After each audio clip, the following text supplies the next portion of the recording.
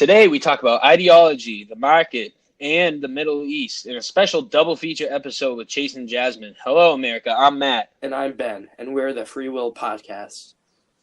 Merry Christmas and welcome to the Free Will Podcast, guys. Today we are going to be having two guests on. Jasmine will be on later in the episode, but Chase is here now, so say hello. What's up? All right, awesome. So, yeah, we got a pretty lengthy list, guys. It's going to be a double feature episode, double length. This is going to be a big one. Oh, this is going to be a massive one. This is probably our biggest podcast yet, so it's going to be good. We're going to have a lot of fun here today.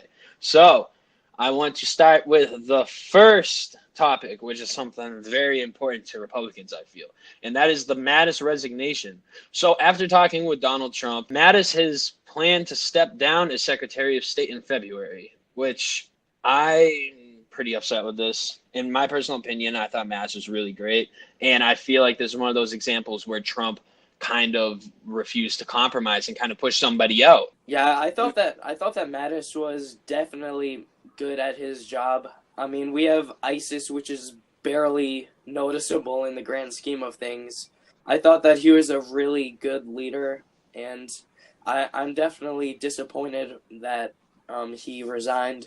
And I think that he would have done a lot more good if Trump did do this abrupt change in direction for the country on their global scene. And yeah, I think that's part of where Trump lacks in his presidency is cabinet management, which I feel is something that's very important. And I think that's part of the reason he's having such trouble with it is he's not a very experienced politician. So he's been great in the grand scheme of things, in my opinion. I've been pretty happy, but one of the things he is absolutely terrible with is keeping cabinet members. I can't even count how many cabinet members have been in and out in the last 2 years. Yeah, and I think that that him not being an experienced politician, it's both a blessing and a curse. Like, I think that he is really good at managing resources and getting our economy jumping. And, like, we have the feds who are going against us, but we'll talk about that later.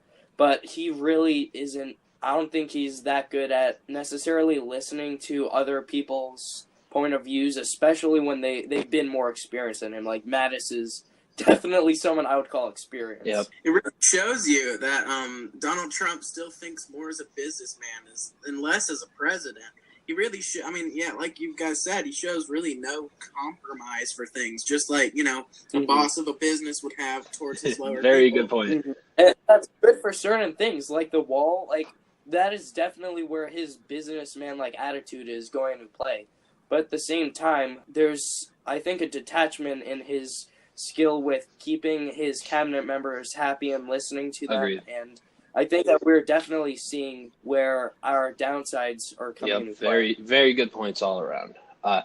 So the next one is something we've already covered before, and that is the bump stock ban. So a couple weeks ago, we talked about there was a leak that the bump stock ban was coming, and the time has finally come. So the bump stock ban that we talked about is now official. So the same things apply. 30 days to turn in your bump stocks, no grandfathering in, it's not up for debate, and it's a federal law. So I'm still extremely upset about this, and I was kind of secretly hoping that it was just kind of an accidental leak and it wasn't really anything that was going to happen, but unfortunately, here we are. Yeah, I think that this is a complete disservice to his and the Republican Party's talking points, and I think that this is one issue where you see some Republicans who are detaching themselves from him. Like on social media, meme pages and stuff, you see in the comments, people are not happy with this. Like, there's some people who are like, Trump can do no wrong, obviously. Yep. But there's a lot of people who are just genuinely pissed off that he sold out. I am one of them. I'm not going to lie. I just don't like the fact that he gave Democrats a foothold when it comes to the second. Agreed. Yeah, and make it a mile. They'll try to get, guns banned next. And especially with this House becoming a Democrat majority, come January. Yeah, it opened the gateways to more reform, and it shows that we are willing to compromise on something that I think is one of the most important, if not the most important thing to not Absolutely, and that's something I talked about.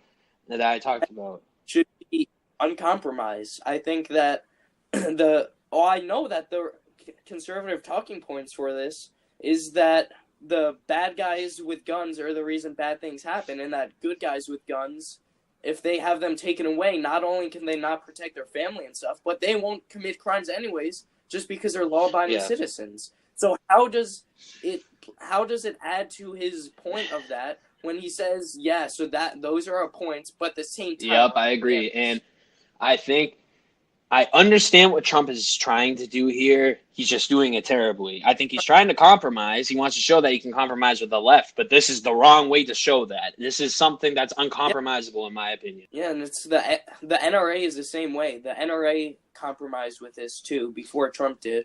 And it is just, I think it's going to backfire because the NRA claims to uphold the Second Amendment rights and stuff, but yet they're activating against banning bump stocks.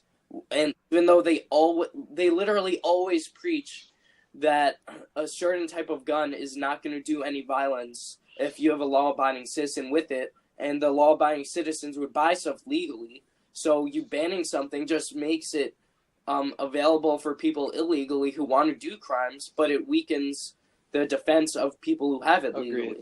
What you see here, what you really see is, especially paired with the last thing we just talked about, is that Donald Trump didn't compromise where compromise should have occurred, but he did compromise where compromise shouldn't have occurred. Mm-hmm. And I think you'll really see, come to find out, that it comes to turn in these bump stocks, you'll see very little numbers, very little exactly. output. But once people start going to jail for them, nobody will though, and that's not how these things work. Because there's been bans like this before, similar to this, whether it's an accessory ban or a type of weapon, they just won't turn it in, and they're not going to come knocking at your door because then that's when you have a population that freaks out about the government trying to forcibly take things away from us. Yeah. Their own side, so they'd get no support in 2020. Exactly. Imagine walking up to a house in Texas and demanding you give them exactly.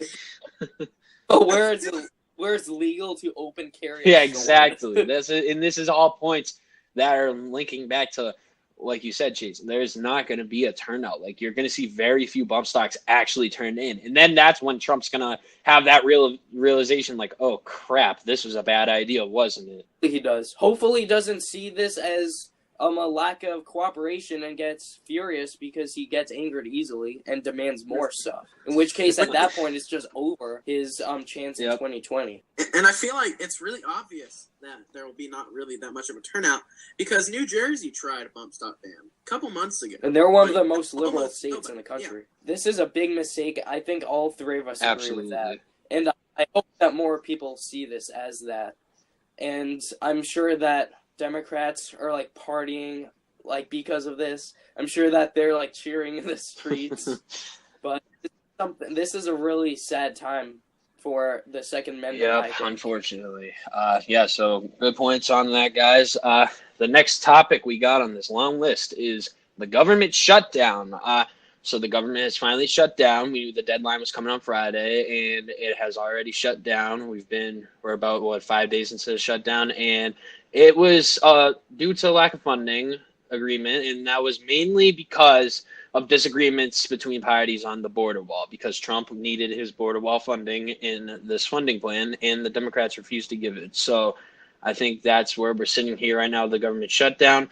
And what I dislike is I think it's kind of a pointing fingers fest right now where both sides are just like, this is their fault. No, this is their fault, you know? Oh, they're just going to blame each other. No matter going to be like, oh, it's because they refuse to compromise, or oh, it's because he's selfish and refused to compromise. It isn't going to be pretty, but I think that it was a good move for Trump to do this because it shows that he has some backbone, especially after his loss of his dignity for the bump stock ban. So I think that this is giving a little hope because he knows he promised the American people this. Absolutely. It really helps show on his side how petty the Democrats are for literally refusing to give America what the people want. And the GoFundMe helps prove that. We'll get to that later.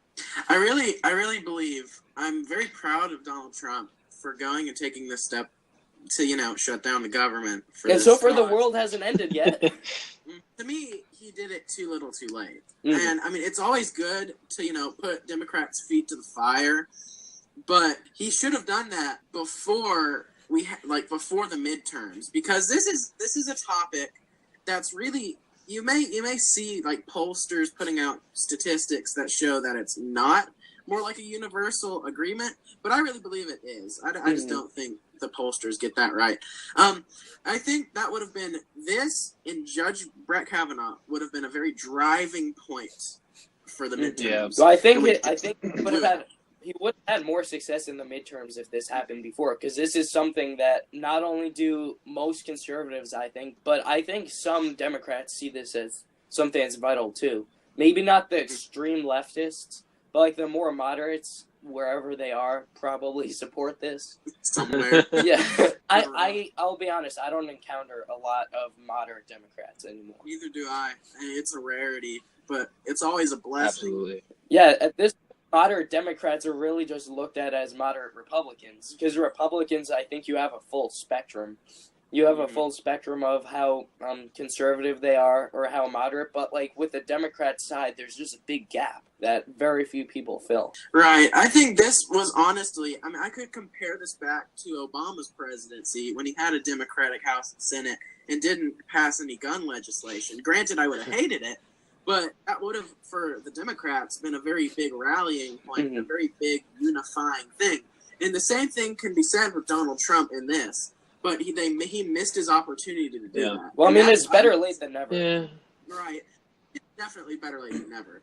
But I feel like it would have been a better midterm turnout if we had a very unified Republican Party with this situation, with Well, I don't think that there's unity in any particular realm. I mean, I think that... I would agree with that, but you kind of saw that there are certain subjects, certain topics that will kind of, to an extent, unify a party, like Judge Brett Kavanaugh, which is kind of something you saw, No, there's a lot of division with that, and it was division for the wrong reasons. I mean, Ford went out there and publicly said that it was all just a hoax, and people still hate Kavanaugh for that. And and we had an article in our newspaper released after she confessed that that Kavanaugh is like a sexual harasser and stuff like that.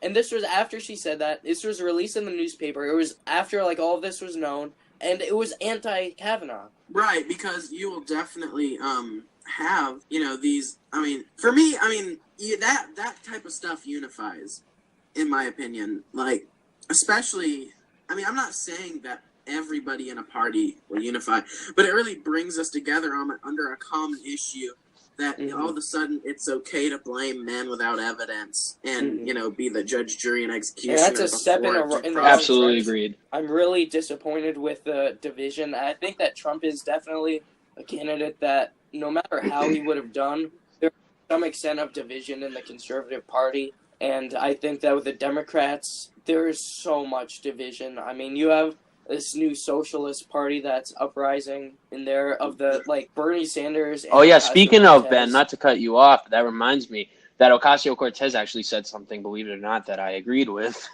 She said that she, number one, thinks it's appalling that anybody in any party could cause a government shutdown based solely off of bias and based solely off of what they desire and not the compromise of the people. And that, secondly, she proposes that whenever there's a government shutdown, all of Congress and the Senate's income, all of their funding and their salary should be terminated until the government is started back up again, because it's not affecting them. So they don't care about the outcome of a government shutdown. They don't care if it affects the people. They only care about themselves. So if you stop their salary while there's a government shutdown, then you're going to encourage them to get funding through quicker.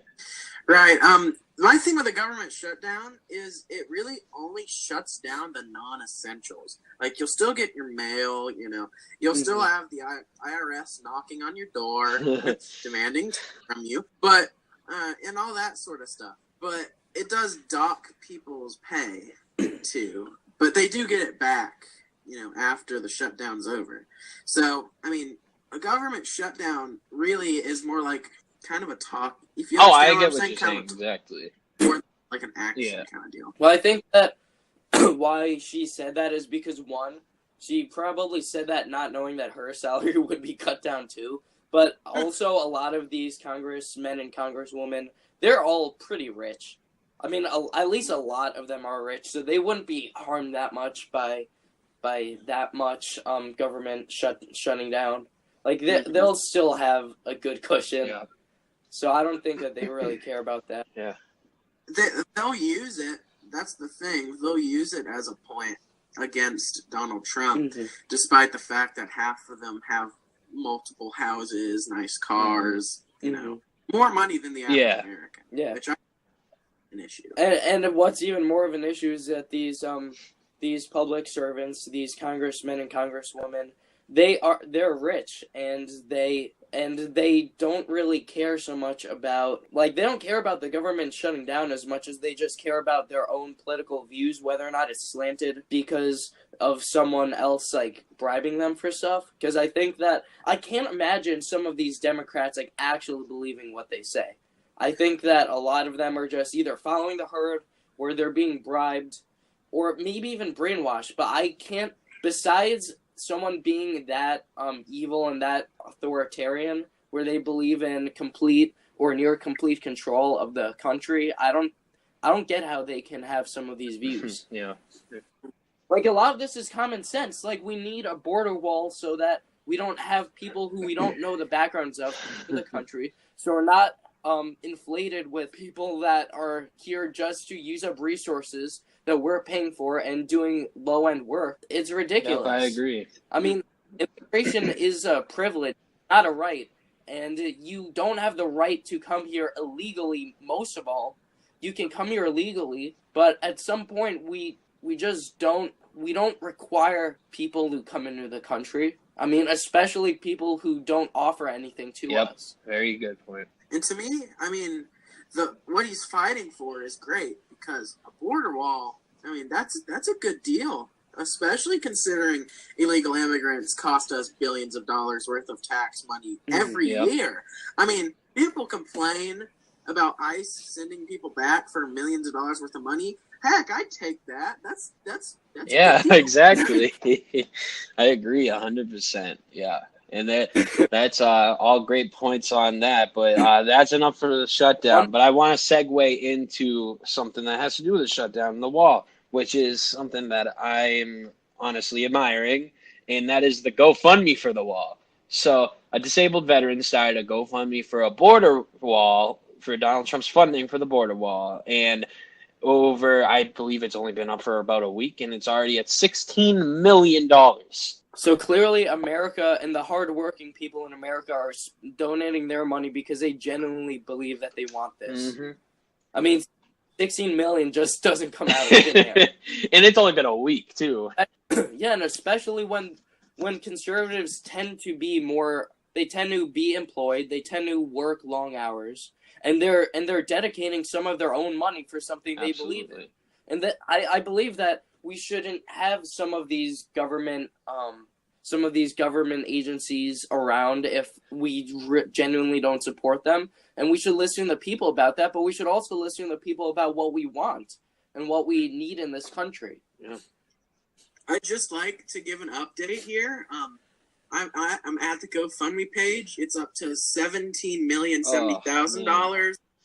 Yeah, clap it up, man. That's crazy. $500 donations in the past 5 minutes. Wow. It's wild. Yeah, that's awesome. And I think that really shows, like Ben said, Americans, everyday Americans, the silent majority always shows up when it's necessary. You know, it's the same thing when Trump was running for office, that everybody was saying Trump, you can see in the media, Trump doesn't have a big enough base, but he had the silent majority. And they didn't say a word about whether they supported Trump or not until they went to that ballot and put his name down. And I think that's the same situation being shown here. All of them saying that he's not going to get enough money to put in the funding for the border wall, and not enough of his supporters want the border wall, and that is completely being proven wrong with this GoFundMe, and it is crazy. And it's crazy to me that I hear people on the left saying that this disabled veteran, the guy who started the GoFundMe, is an America hater and somebody who's evil and like messed up, when the guy's a quadruple amputee. And Americans are donating. Exactly. But he like this guy started and got the ball rolling, and he's a war hero on top of all things. He went and fought for everybody in this country, and now he's coming back and getting the ball rolling on something as important as border protection GoFundMe. Like I think that's great. I don't see how you could hate a guy for that. And one thing that I think that this is helping with is since that there's so much support for this, is really shows how inconsiderate and how selfish Schumer and Pelosi are. Them just seeing these numbers skyrocket while they're just sitting doing nothing to give America what we want. Absolutely. I think it really shows, one of the points I made earlier, that border security is more of like, isn't really a party thing. It's like most Americans... It should be a national issue. Mm-hmm. Most Americans agree that we do need border security, and that's really showing. Yep. And I also would like to point out that there is another GoFundMe out there that says Ladders to Get Over Trump's Wall. And it was made by a trans Army veteran and human rights activist, Charlotte Clymer. I believe it's at, let's see, it's been out about as long as Donald Trump's, and it's at $127,000. That's cute. So one, that is obviously nowhere near the amount of support, which is like biting Pelosi in the back.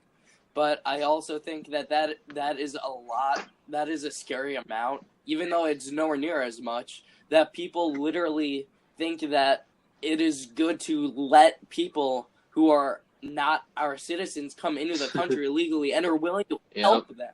They're literally willing to aid them instead of trying to get people that our country needs in legally. Yep. Absolutely. Right. And there's only been 6,000 people that have donated. So, I mean, you really think...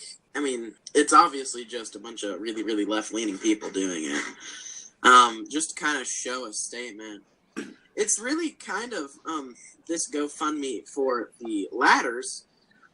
It's really, you can kind of tell it's a ploy to attempt to show that there are more Democrats out there that, or there's more people in general out there that don't support the wall. It was an attempt to show that, but it obviously didn't get, very much. Yeah, because I'm sure that most illegal immigrants don't have enough money to donate. Oh, jeez. I'm sure there aren't very many people out there that just believe this. Yeah, it is. They think that they're the majority, and the media portrays them as a majority. The social media portrays them as a majority, and yet there just isn't. Yep, it's quite the opposite, actually.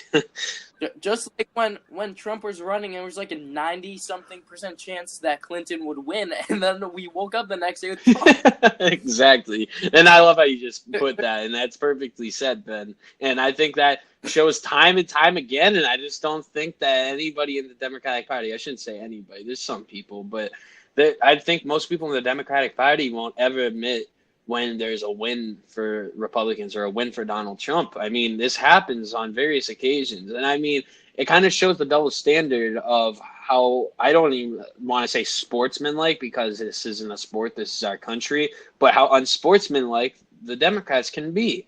We will admit when they have wins. Like, I'll admit, they had a really good midterm show out. They got the Congress back, and I will give them that credit where credit's due. But they would never in a million years give us credit for any of this. They wouldn't give us credit for the booming economy, which we will get to later.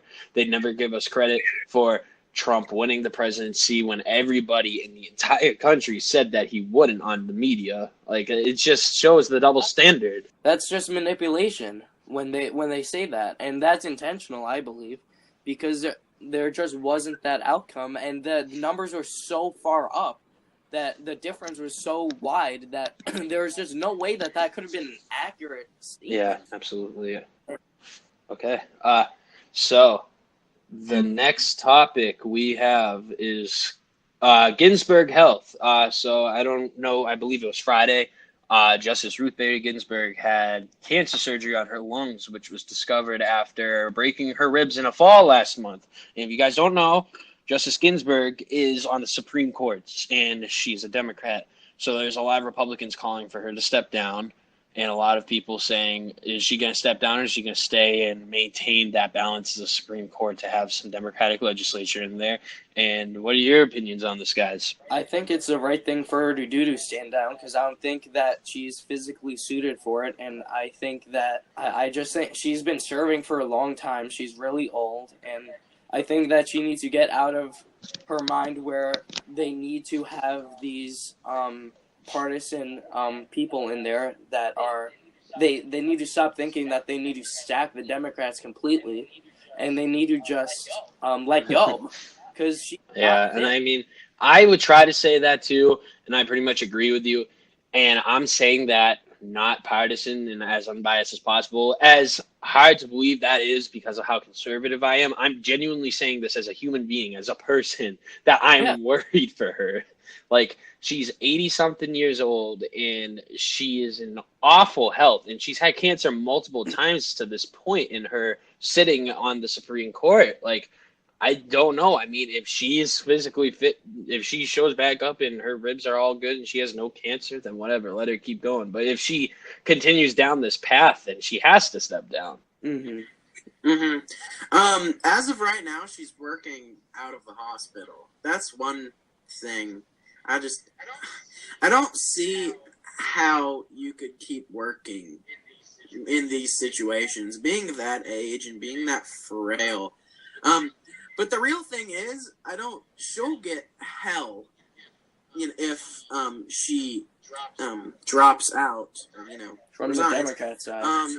Because Democrats want, they're grasping on to it. They just care about power. They just care about power. Right. They don't really care about the well-being of anybody, honestly. They just care about gathering power for themselves. And you could see that in multiple places. Yeah, Hillary Clinton in 2016. Yeah, I think that's an important distinction, too, that it's kind of this awful power construct that's happening here with these Democratic elites and this ruling class that's manipulative and only wants power. And they're exploiting the heart-melting people on the left who are like everyday, like classic liberals who just genuinely feel bad for everybody and want to help everybody. They're being exploited by this ruling class on the Democratic side who's just searching for power. It's a win-win for them because they get their vote and they get the power. Very true. Yeah, good stuff.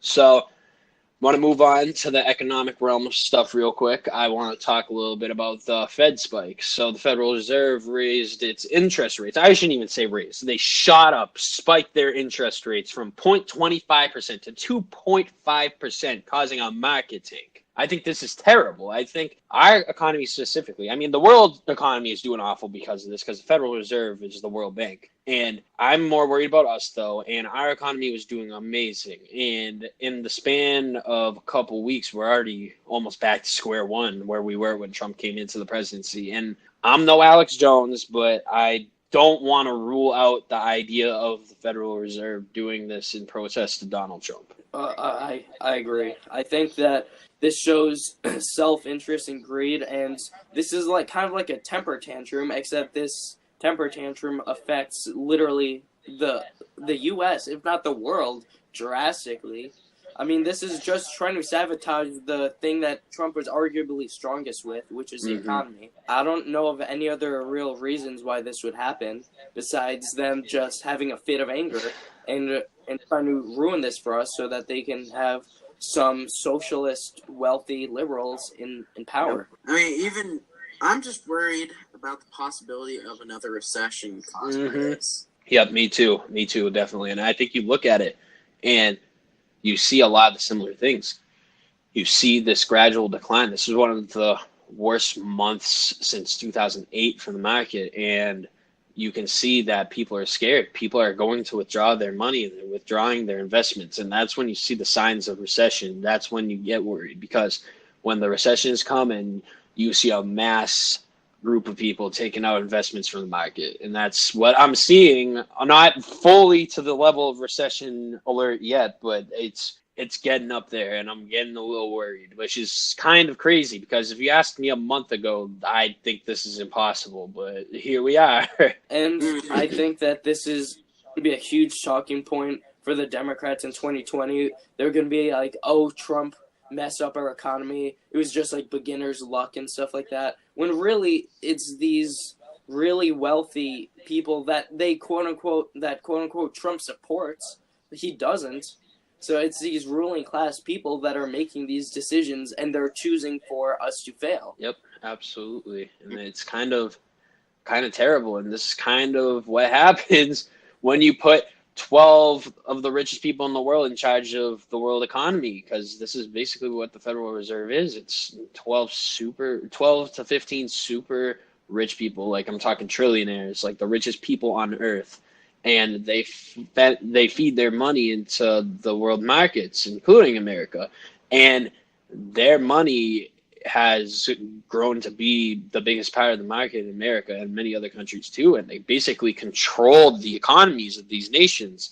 And this is one of the downsides of that when you jeopardize their power, they can do this stuff. And this is what, I mean, it was a long time ago when we let the Fed take control. That was in the early 1900s, but we are where we are now. But if I could ever go back, I would never have let the Fed take control of the American economy. Well, they're definitely taking more control right now by straining. Oh, absolutely. They're just flexing their muscles, and this is a display of their power. I do believe there are a couple things that Donald Trump can do in order to help.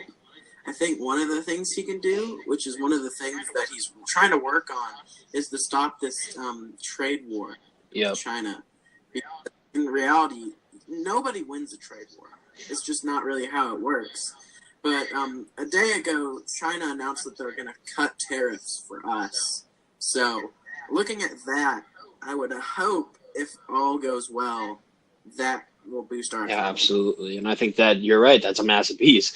That where we know that long term we could recover from a terrible trade war with China, but at the moment, nobody wants to risk that. We're in such a fragile economic state at this moment that everybody looks around their room and sees everything made in China, and they don't want a trade war with China right now. They just don't want to deal with that at this moment, and especially with the Fed spiking their rates and with all the funding issues in the government, nobody wants to deal with this. So I agree with you totally that if he were to fully end a trade war with China, then I think that would be a massive step forward in terms of people putting their trust back into the economy and the market, and American goods especially. Mm-hmm. I mean, as much as we want to stay independent, like as long as we want to stay as a not like an isolated union, it just isn't there right now. We are dependent on the feds right now. We're dependent on these Chinese tariffs and stuff like that. We need to try and this won't obviously happen fast, but we need to try and break ourselves out of that molding where we have multi-dependent places, and we need to be able to manufacture more in the U.S. We need to be able to have our economy stay as isolated as possible while still being able to trade and things like that. Absolutely. Perfectly put, Ben. So that's all on that for right now. We'll go back to the market a little bit later, but right now I want to talk about the Tucker Carlson comments. So I don't know if you guys saw, but the left is calling for Tucker Carlson to resign from Fox News after saying that, quote, illegal immigration is making America dirtier and less prosperous. Me personally, I don't have a problem with this. If he said mass immigration or said immigrants, that'd be one thing. But I love how the left always tries to take illegal immigration being degraded and make that an all immigrants issue. Yeah, I mean, illegal by definition means you're breaking the law. Exactly. So saying that most illegal immigrants aren't criminals, they all are 100% criminals just by being here when they're not registered citizens. Exactly.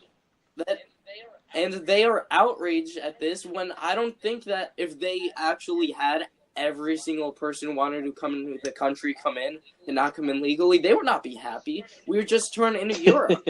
We were run with terrorist attacks. We'd be overrun with refugees who are not a culture to America. Yep, absolutely. I mean, when you look at it statistically, illegal immigrants are obviously going to commit more crime than normal Americans because they're not on the books for anything. They take our tax money. They take American jobs. You see a bunch of different negative things that they really, I mean, they don't care about America. They really don't care about America. Yeah. Or else they would put in their part as a citizen like you do, like I do. They just won't get the free benefits from the government. It's the best situation they have right now. They don't actually have any desire to be in America. If, let's say, hypothetically, let's say that, like, Honduras was the most prosperous country in the world, they'd be fleeing to Honduras just because it's the best opportunity at that moment. They don't have any allegiance. They don't care what they do on the soil. Yeah, I agree with that. And I think that they're also going based on the fact that just because they can do it the easy way means that they're going to do it the easy way, and they're not going to try and do the honorable way, which is coming in legally. I mean, you can't deny that is the way to do it. That's our country's formal rules, so we should not be paying for people who can't follow the initial steps of legalization. Agreed. For them. 100%. Our legal immigration laws are the law. If you don't like it, don't come to our country. Mm-hmm. There's plenty of other borderless countries you can go Exactly. to. Not America, because we can't do that. We can't take in everybody. We just can't. We have our limits, and we can't just infiltrate and have all these illegal immigrants taking over legal immigrant positions, and we can't pay for them. Mm-hmm. And one thing that people bring up with the wall is that how dangerous that is and how it blocks out people. For me, the biggest concern is with the wall is that it blocks out Americans from escaping if there is a time of tyrannical government. But in America, we have a different philosophy, which completely counterparts that, and that is we fight. Like, when we get invaded, we fight back. That's just our culture. We don't flee. I mean, Americans, I don't think since the Great Depression, Americans have really fled. And when we fled to Germany and stuff, that really did not help. That really didn't make them yep, better. Absolutely. Nazis. Perfectly put, Ben. Go ahead. When you look at the fact that child sex trafficking and stuff like that, mm-hmm. There are so many claims that Democrats put out there in defense of to deny our border wall. They're all just the most flawed argument you could ever see. It all comes down to, if you don't have the respect enough for our country to come here illegally, don't come at all. Mm-hmm. Exactly. And when they say how the cost makes it unlikely or impossible to happen, literally, if we just cut out unnecessary agencies and cut out programs that we not only don't need but don't want, like we have programs like in Planned Parenthood that give abortions, which is killing babies, if we cut that out, we can easily fund the wall. If we cut out programs like that, we can easily fund the wall. Absolutely. There's a billion programs that we can cut out that can completely fund the border wall. Yeah. And I think there's examples of that all over the place. How about the giving welfare to illegal immigrants, or like you said, the Planned Parenthood funding their abortions, all of these things. Like, there's a trillion examples of this. And I think the important thing to look at here is that Democrats in the ruling class don't really care about getting rid of illegal immigration, because to them, they dislike us for defying them. So if they don't like us, might as well import their own voters instead of having to try to win us over. And that's what they're trying to do. They're trying to import voters, and that's exactly what happens when you have mass illegal immigration. They're not only trying to import voters, but they're trying to import people who are indebted to the government. Because absolutely. You can always say that we're going to kick you out if you don't follow this. They're slaves to the government because the government can do whatever they want to them since they're illegal. So it's just a power play. You get in these voters who vote for the government that brings them in legally, Democrats. Because, as I said before, I think in the first episode, the dead and illegal aliens vote Democrat. Mm-hmm. That's what we're dealing with. This is kind of on topic, but kind of off topic at the same time. But if you're a Democrat out there, I would like to point this directly at pro-choice Democrats. If you're a pro-choice Democrat, why do you support, illegal immigration? I mean, it's problematic This is a quote from Stephen Crowder. It's problematic to claim that you care endlessly about children being separated from their mommies and daddies when you're a part of the same ideology and political party that advocates for taxpayer, funded abortion. Yeah, it's a complete contradiction. Don't separate these children from their families, but do murder them. I mean, the child would never have grown up to become its true potential if you kill it. Yep. It's a life. It is living. It is organic. It develops a brain. It develops a heart. And when you say it's fine to kill that, but you cry when an illegal alien daughter was separated from a family, while it is bad to separate people, separate families, it is worse, in my opinion, to kill a living person. Yeah, absolutely. And I think that's definitely one of my core things, especially as being a conservative and being brought up Roman Catholic. You're taught that life has value. Life has value in all stages, whether it's at the end of your life and you're in hospice or you're in the womb. It's a life regardless, and it has potential. And it has the ability to do things, whether it's just basic functions such as breathing or feeling, or whether it's something complex like completing a task or a job. And I think to legislate and say one is not equal to the other is immoral. I'm sorry, it's just immoral. And if you're that stubborn where you can't get protection, don't have sex. Just don't do it if you can't afford unprotected sex. Because at the end of the day, a condom is cheaper than an abortion, unless if the government gives you the money for it. Yep. And again, it is a life, and it is a life that you conceived, and you just want to kill that. That is murder, and the fetus can't have a mind of its own. So when you say pro-choice, you're completely avoiding the other life that can't verbally say its choice. Yeah, absolutely. And that's kind of why when somebody kills a pregnant woman, the baby dies in the process, they get charged with 2 counts of first-degree murder. It's because that is a life. That's one of the things, abortion, that's one of the things I don't think there's no way they could legitimately believe that. I mean, you look at a fetal development chart.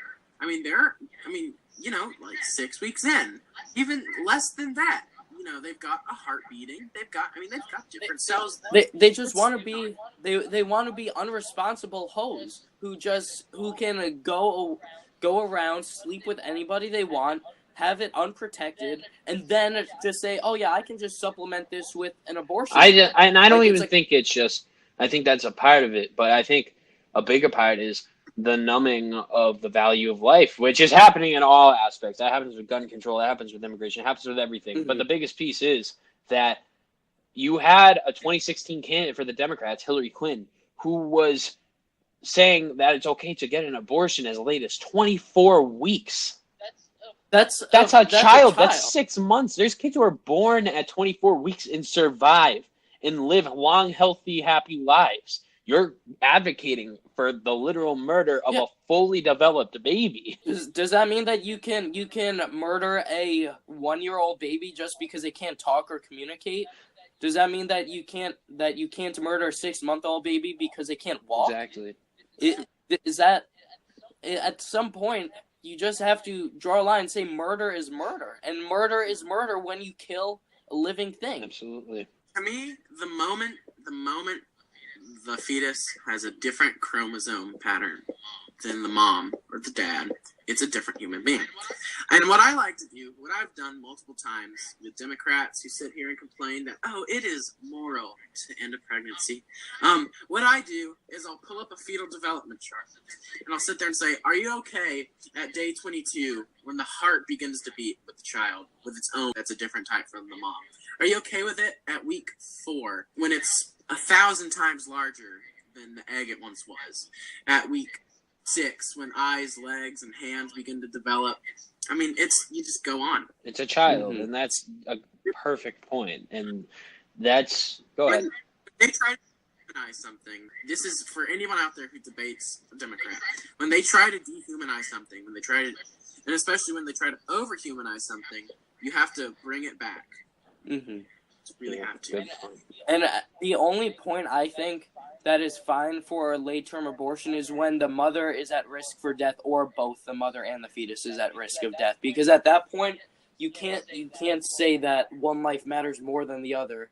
And it's a choice. That is one. That's when it legitimately becomes a choice, because you're the driver of the vehicle carrying another life. Life or other or yes. both. If it comes down to where you have to save one or the other, that's a different story. If it was me, I would save my child, but I'm not everybody, and everybody has that choice when it comes down to the wire, and I'd hope people would make that right choice. But at the end of the day, that's when it legitimately becomes a choice issue. But if you're just recklessly getting abortions because you got knocked up and you just don't want to have to deal with the pressure of a child, that is just awful. I just can't even stomach that. Like, that's one of my undebatably core beliefs that, like, I'm just not up for debate on any level for it. I feel like there is no debating with something such an extremist view.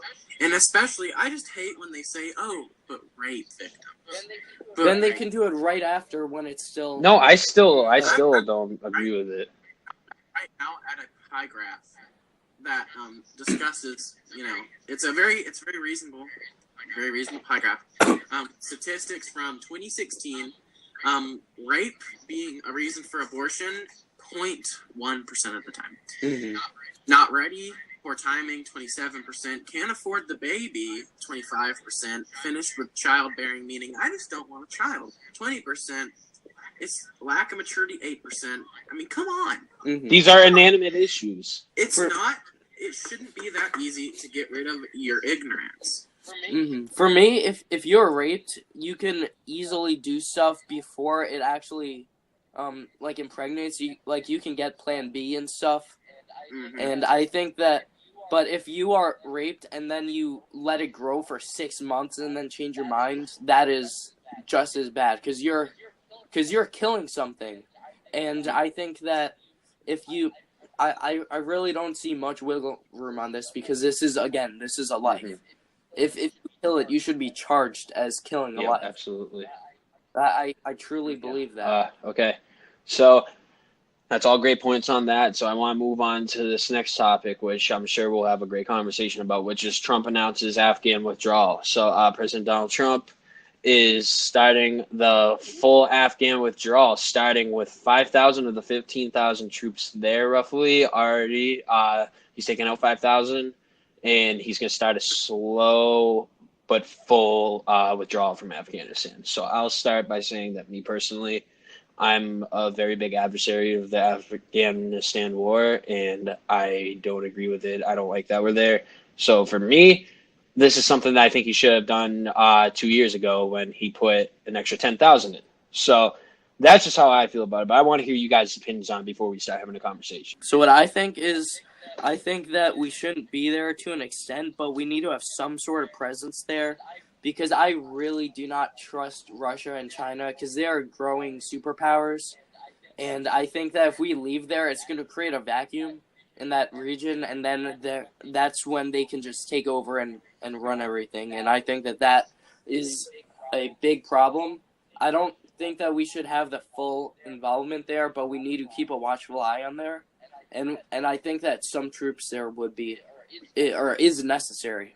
And I think that this is what Mattis believed too, and I fully trust Mattis's his positions. I trust that he's experienced enough, and it's a tough one, because while I think that America should be as independent as possible, as of right now, I don't think that is possible, and I think that we need to have some sort of presence there. I would, to an extent, agree by far. I believe we have to have a presence there, because with ISIS and us being a country founded on the ideals of Judeo-Christian values, we're going to be a natural enemy of this religious regime that, does not like the things that we believe in.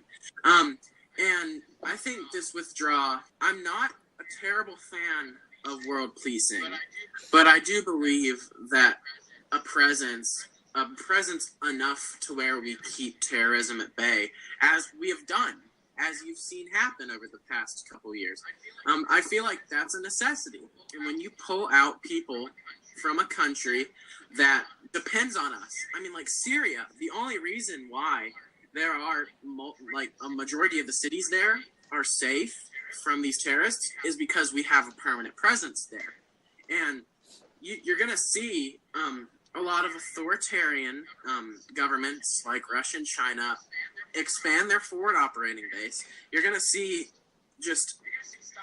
stuff happen that won't be in our best interests. And I would predict in the next 2 years, I'd say we're going to see a re-entry back into Afghanistan. And one thing that I'm scared about is I think that Mattis did a great job with controlling ISIS, but since we're pulling out, I'm really concerned that ISIS might grow back and blossom again. And if it's not ISIS, some other terrorist group, like the Taliban and stuff, because I think that he did a great job of keeping them at bay. Like after Trump became president, within months we heard nothing of ISIS in the news. And Obama was saying how you cannot defeat ISIS ever because it's an ideology. But we flat out proved him wrong, and we had Mattis's leadership with that, but now that's gone. Yeah, well, so I really hope that the next person who fill up his position is just as competent as Mattis is. This is where I'm going to say that I probably disagree with you guys because I tend to be not a fan at all world policing. I'm very isolationist in the grand scheme of things. I don't think we should be close to the rest of the world, but I don't think we should be involved to the extent we are. Because the way I look at it, the simple fact is a couple of things. And the first thing I look at is compare the world now, or even just compare the Middle East to what it was 17 or 18 years ago. 18 years later, after all the intervention we've done, and the world is less stable. The Middle East especially is less stable. And there is, other than Turkey and maybe Iran, there is not a single civilized Middle Eastern country anymore. They're all war zones. But that's why we need to stay there because however it got fucked up at this point, we need to have some sort of presence. But Ben, I have no problem watching over the area, but I don't see the point in having foot troops there because all we're doing is fighting a war that's not winnable. Like, we can keep ISIS at bay, but we're going to have to do that for the rest of our existence, which I don't think is a realistic scenario because we are fighting a war against... To an extent, we are fighting against an ideology. I agree they're organized terrorist organizations, and if we destroy ISIS, we can destroy ISIS. But then Al-Qaeda or the Taliban will rise again. There's always going to be that ideology and that American hatred and that Islamist extremism that is going to be rampant in the Middle East because that is just where it is based. And we can only do so much about it. We may be able to keep it at bay, but are we just going to keep spending another 20 years there fighting a war that we can't win? What have we accomplished other than, yes, we have diminished ISIS, but what have we accomplished in terms of policy or in terms of actual, reward achievements in the Middle East over the last 20 years? I'm not even talking, it is mainly about Afghanistan. And I think Afghanistan is the worst one because I think that we had the complete wrong idea going into Afghanistan in 2000. They weren't even the right Middle Eastern country that had the main involvement in 9/11. Still, we invaded, and we're here 18 years later, and we've done next to nothing other than get thousands of troops killed. Well, I think that Bush, and the younger Bush, when he was president, when that stuff happened, I think that he was definitely a weak character. I think that he probably messed up some pretty bad stuff.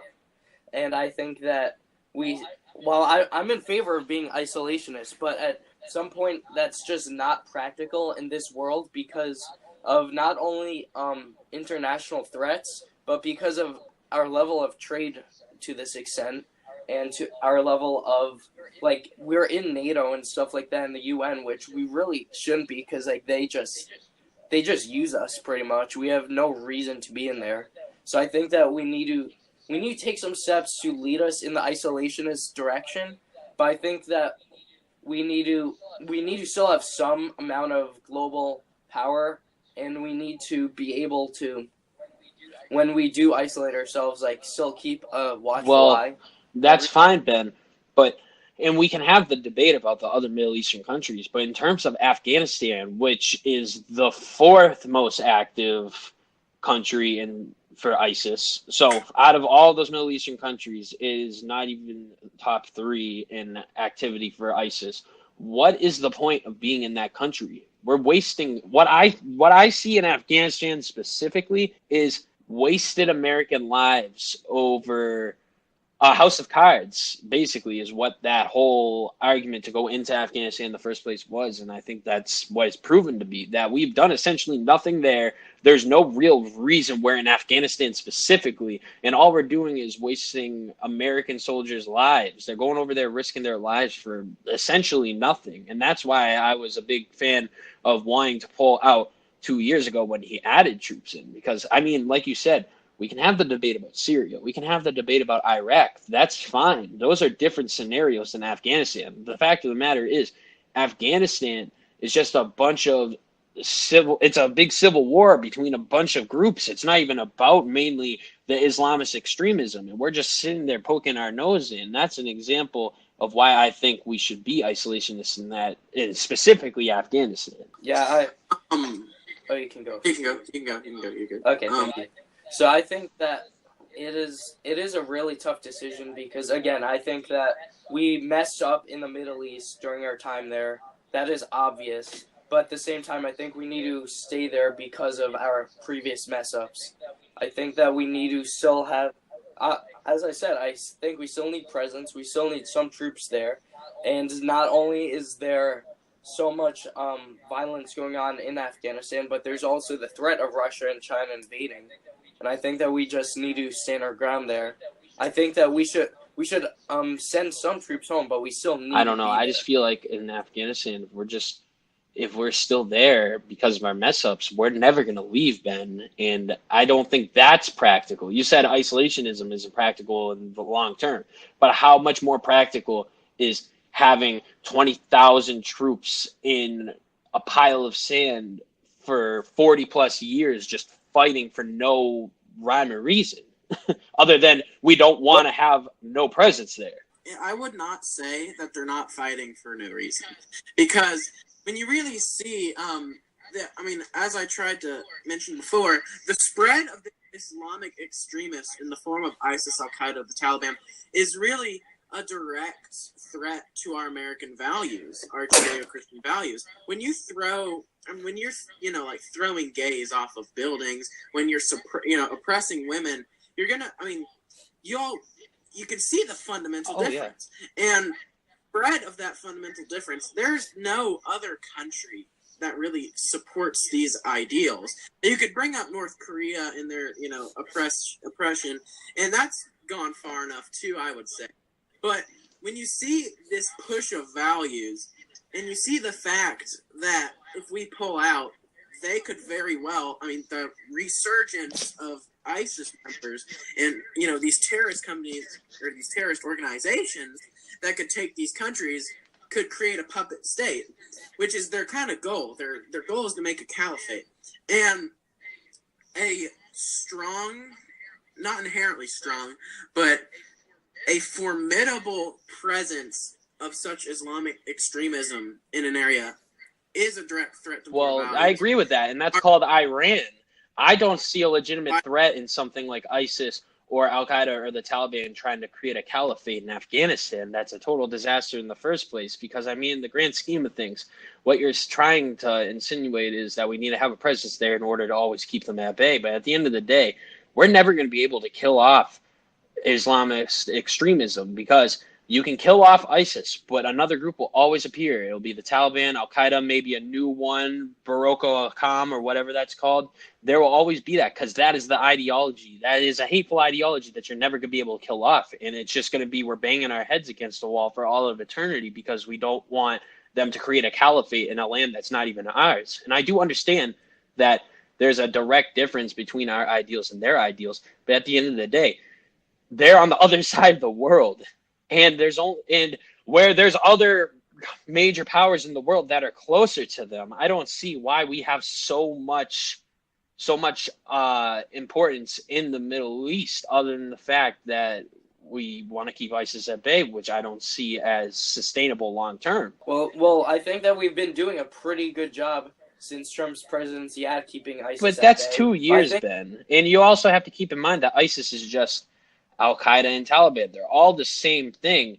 And we've been in the Middle East for decades and have accomplished nothing in the grand scheme of things. Well, I think Russia is more scary than whatever Afghanistan would do, because Russia's already tried invading countries in the Middle East. They've shown that they want. If they try that, though, then we can step to that next step and then bring a presence to Russia. But Russia, at the moment, does not have any direct correlation with the Middle East until it decides to try to do something with a Middle Eastern country. I think that without our presence, they would decide to. Okay, but if they decide to try to do something, you realize that half of the world would try to stop them, including us. So I don't see why having that preventative measure in place is necessary. At this point, we are pretty much the only fighting country left.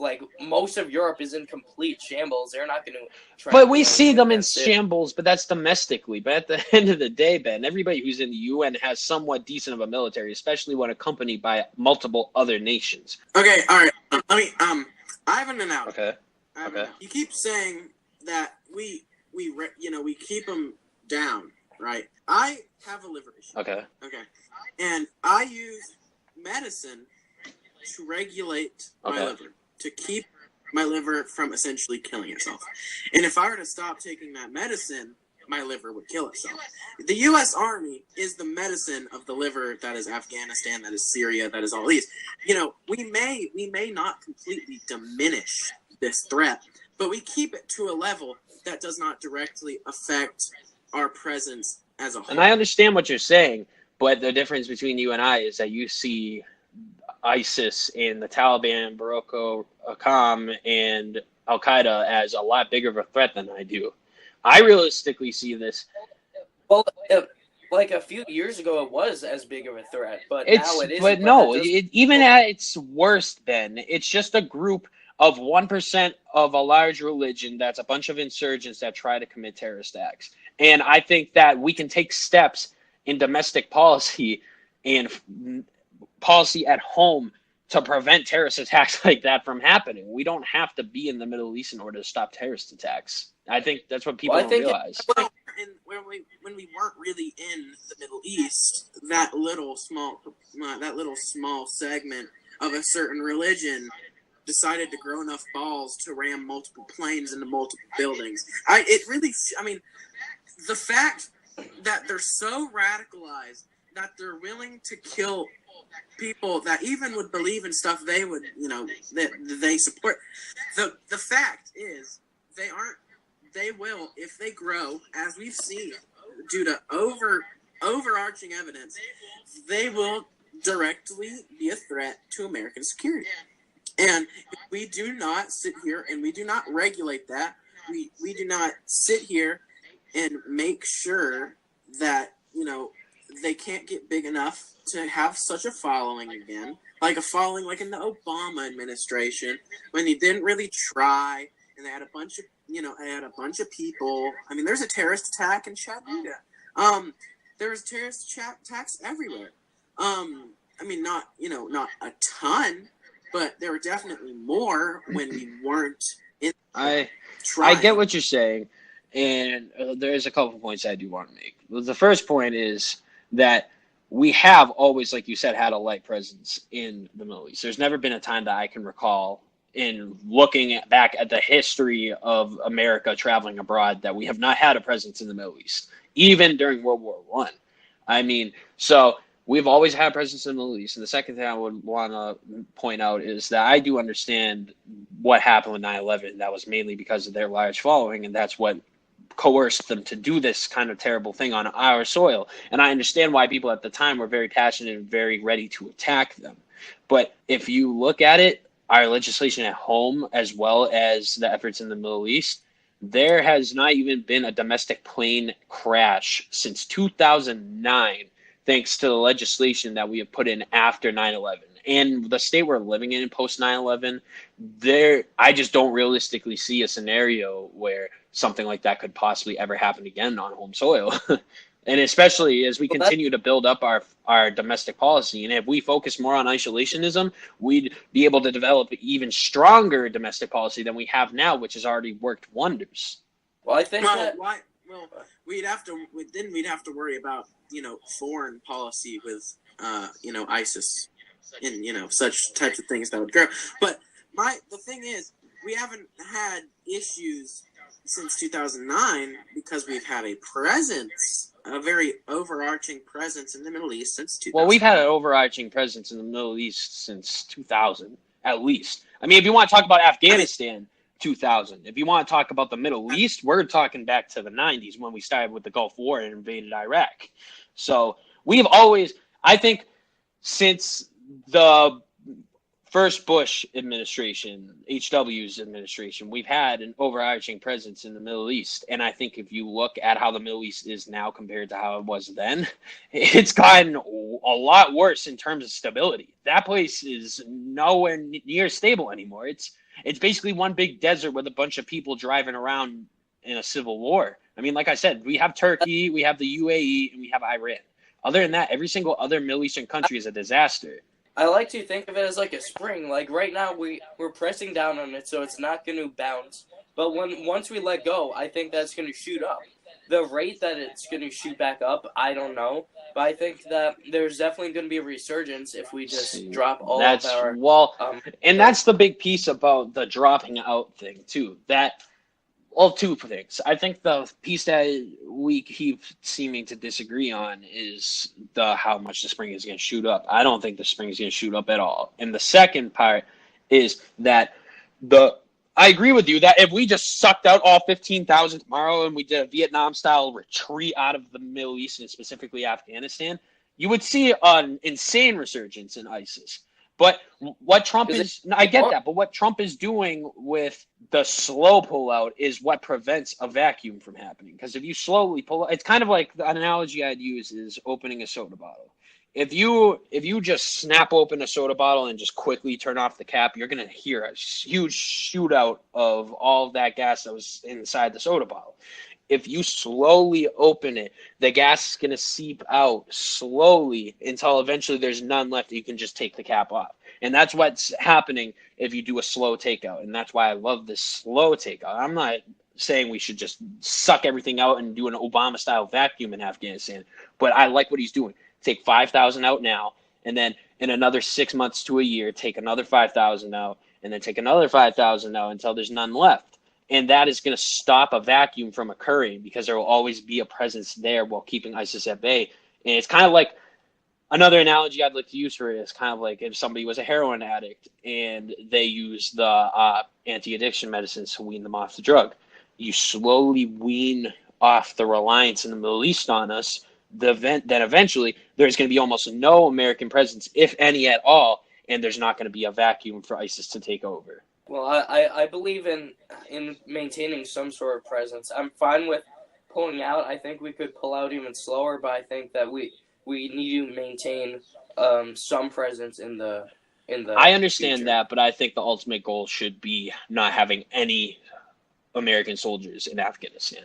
I think that I want to do the slow pullout, so I don't want to just have everybody gone immediately. I'm okay with having some people there right now, but I think the ultimate goal should be that at the end of it, we should not have any troops in Afghanistan.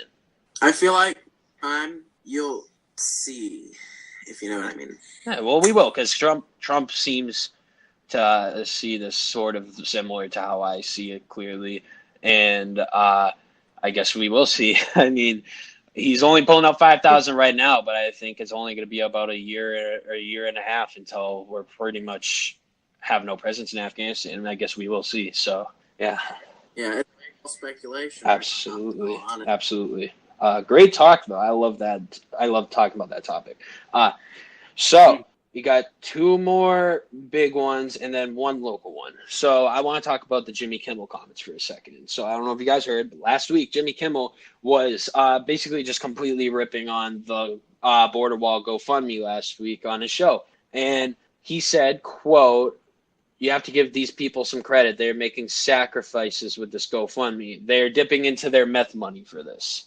So basically, he's insinuating that the Republicans that are investing into this GoFundMe are a bunch of meth heads, which is like kind of like one of those common stereotypes about the Southern hillbillies. You know, it's just kind of extremely disrespectful. And the vets too, because a person started Exactly, and I think it's just more of that bland humor from the left, and they think they're hilarious. But when voting day turns around, they wonder why they lose when they do stuff like this to their audience.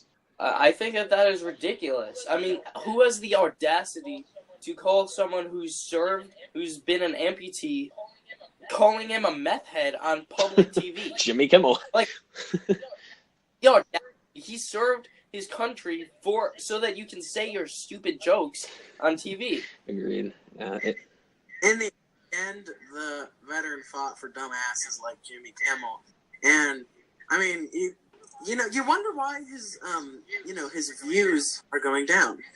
You really wonder. It's because he has the inherent ignorance to sit there and take shots at people who fight for the stupid. Yeah, he sits on his high chair in his fancy house with the security guards that are armed, with his big, huge fence around his house, and sits there and says, "You guys are immoral. You guys are idiots," and makes fun of us and mocks us. But at the end of the day, it's going to show once more. And this is exactly what happened in 2016. The entire media mocked Trump. And the American people, the everyday average American, took that and did something with it. And what they did was elect somebody like Donald Trump, who's not the norm for the ruling class Democrats in Washington. And I think that's pushing this in 2020 once more. They did even more. They literally made death threats. They had one of his, like a mask or some dummy of him beheaded. With the Kathy Griffin. Yeah, I forgot about that. That is literally threatening for physical harm of someone, which is not legal. And then America is one of the few countries that you can actually make a living telling jokes to people on a television show. Absolutely. And for that, he completely disses everyone who makes that happen. He disses his viewers. He disses people who serve the country so that he can make these dumb jokes. And he expects that he's on his high horse and can't be touched, that he's superior. Yep. It's really funny. Now that I've realized, it's really funny that the Democrats campaign about the suppression and the removal of hate speech from the First Amendment of the United States when they complain about things possibly inciting violence, while they incite violence on their side. Yeah, like the fascists. Yeah, exactly. It's ironic. They're most dead fascist group, and they inflict violence upon innocent people that have different views. And maybe even people with the same views that they just don't like. Yep, it's just, that's how it goes with them, though. And it's extremely ironic. And I think it keeps showing, and we're going to see that going into 2020, the exact same thing. It's like a lot of people on the left in that ruling class and those elites in Hollywood are insane. It shows, because the definition of insanity is doing the same thing over and over and expecting different results. And this is exactly what they're doing. They trashed Trump the first time. Didn't work. He got elected. And now they're doing it again. And they've been doing it for the last 2 years, and they're going to keep doing it. And they're going to eat it in 2020 when they realize that it's not working again. I mean, it somewhat has to do with their failed brainwashing. Like, for brainwashing, it is repetitive. It is repetitive forms of propaganda that is meant to, sway a particular person or a group of people. And they are trying to do that, but they're failing. For the most part, at least they're failing. Some people do stuff. But they're failing for the most part, and they think that it just takes more time, so they continue doing it. I think Jimmy Kimmel, sits there and he cries about these children being stuck at the border, but then goes after the people who save his country. It's ironic. There's shitty people, then there's Jimmy Kimmel. Yeah, it's sad. It really is. So, that's all we have to cover on that. On to our final big topic, and then we have our local. So we have the Elizabeth Warren generic drug proposal. So essentially what Elizabeth Warren did was propose a start for legislation in which the government would have its own generic brand of pharmaceutical drugs that they would be able to give out to people. So, I mean, there's so much wrong with this, but it's down to the simple fact that I hate government and everything. So just no thank you. Government is just a necessary evil Exactly. at best. This is just way too. That's like unbelievable. Like this is some Animal Farm stuff. Like I can't even believe that there's a politician in America who would propose something like this. There is so much that can go wrong with this. On top of that, there's so much. I mean, the American government totally uses us and totally lies to us on a constant basis about things as small as listening to us through our devices. Who's gonna trust them with the medicine that's supposed to save our lives? Well, the reason why America is such an incredible country and such, is the most advanced country in form of medicine is because we let private industry, we have incentives for private industry to create the best medicines possible. Competition. You're allowed when you have patents on your medicine once you create it in order to make money off of it, to fund more medicine, more medicine creation. Mm-hmm. I mean, it's a perfect storm. It is the example as to why capitalism works better than anything else. And it's a very good example as to why the government shouldn't get into our business. Yeah, I mean, at North Korea, and do they have the state-of-the-art technology? Nope. You can look at all of them, all the communist countries. That's what they all have in common. The two things they have in common is the centralized government and the lack of innovation in their fields of devices and products and goods. Mm-hmm. Yeah, so not only by generic, do they mean that the government is going to steal someone's idea? No, they mean the government is just going to create the cheapest possible version of it and then just give it out. Yeah, it's not good. It's going to be pretty bad. At least that's what I highly suspect. Course. It's going to lead to lack of competition and initiative because people are going to go for the cheapest thing. And then the government has control over your medicine. So now they can ration you after all of these bigger companies go out. They can now say, yeah, here's a 3-month wait for this. Or, yeah, you're a Republican, you don't vote for us, so we're not going to give you any. And that's a huge power hold that they'd have. Power. It's all it is. When the government searches for power, they hope they receive it. But the American people are smarter than this, I hope. And I hope that this would never, ever go anywhere near getting close to legislation. I hope so, too. Very good points. Yeah. I'm praying that. Yeah, I mean, if it does, then we have to have another conversation. But let's save that for another day. Because that's one of the biggest. That's one of the biggest concerns that you'd have in a authoritarian state is the control over the medical industry. Yep. And controlling what medicines and who gets them. That's ultimate control. That's playing God. Yeah. Yeah. Again, look, our medical system's fine. Elizabeth Warren, if it isn't broke, don't fix it. Yep. Perfectly said. That's a good note. Good note to end that on. So that's all on our big topic. So now we have a very special local topic that we want to talk about, and it's that co-host Ben here at the Free Will Podcast has had a piece about conservatives published in the high school newspaper at Longmeadow. I was one of, if not the first people, at least in recent history, to post a pro-conservative article in the newspaper of my local high school. And in that, I basically talked about the suppression of conservatives and conservative views in the school. And I've had probably 20 plus people not only messaging me on social media about how true it is and how they feel suppressed by it, as well as people in person, both teachers and students, message me about this and talk to me about this. And I was overwhelmingly I was prideful that I didn't get one negative reaction from it. Everyone seemed to have something good to say about it. There was no negatives. And I believe that I played it where you didn't really have a blame game so much. You had more of just a stating of the facts and why it's dangerous to just have in my high school a club we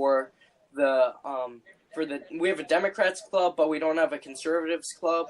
We have, it's ridiculous. And then so many social justice clubs as well, but there's no representation.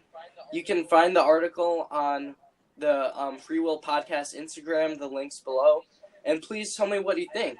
I've had someone who's told me that they were so moved by it that they want to write another article about a similar topic about conservatism because of that.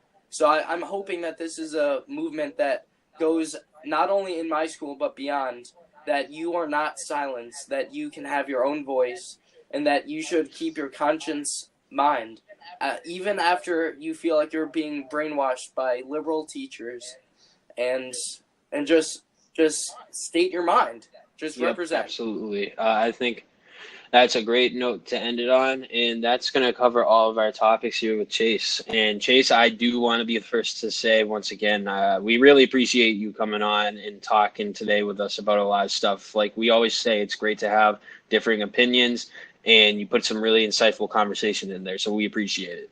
Thank you guys for having me. No problem. Absolutely. Yeah. Okay, so we'll talk to you later.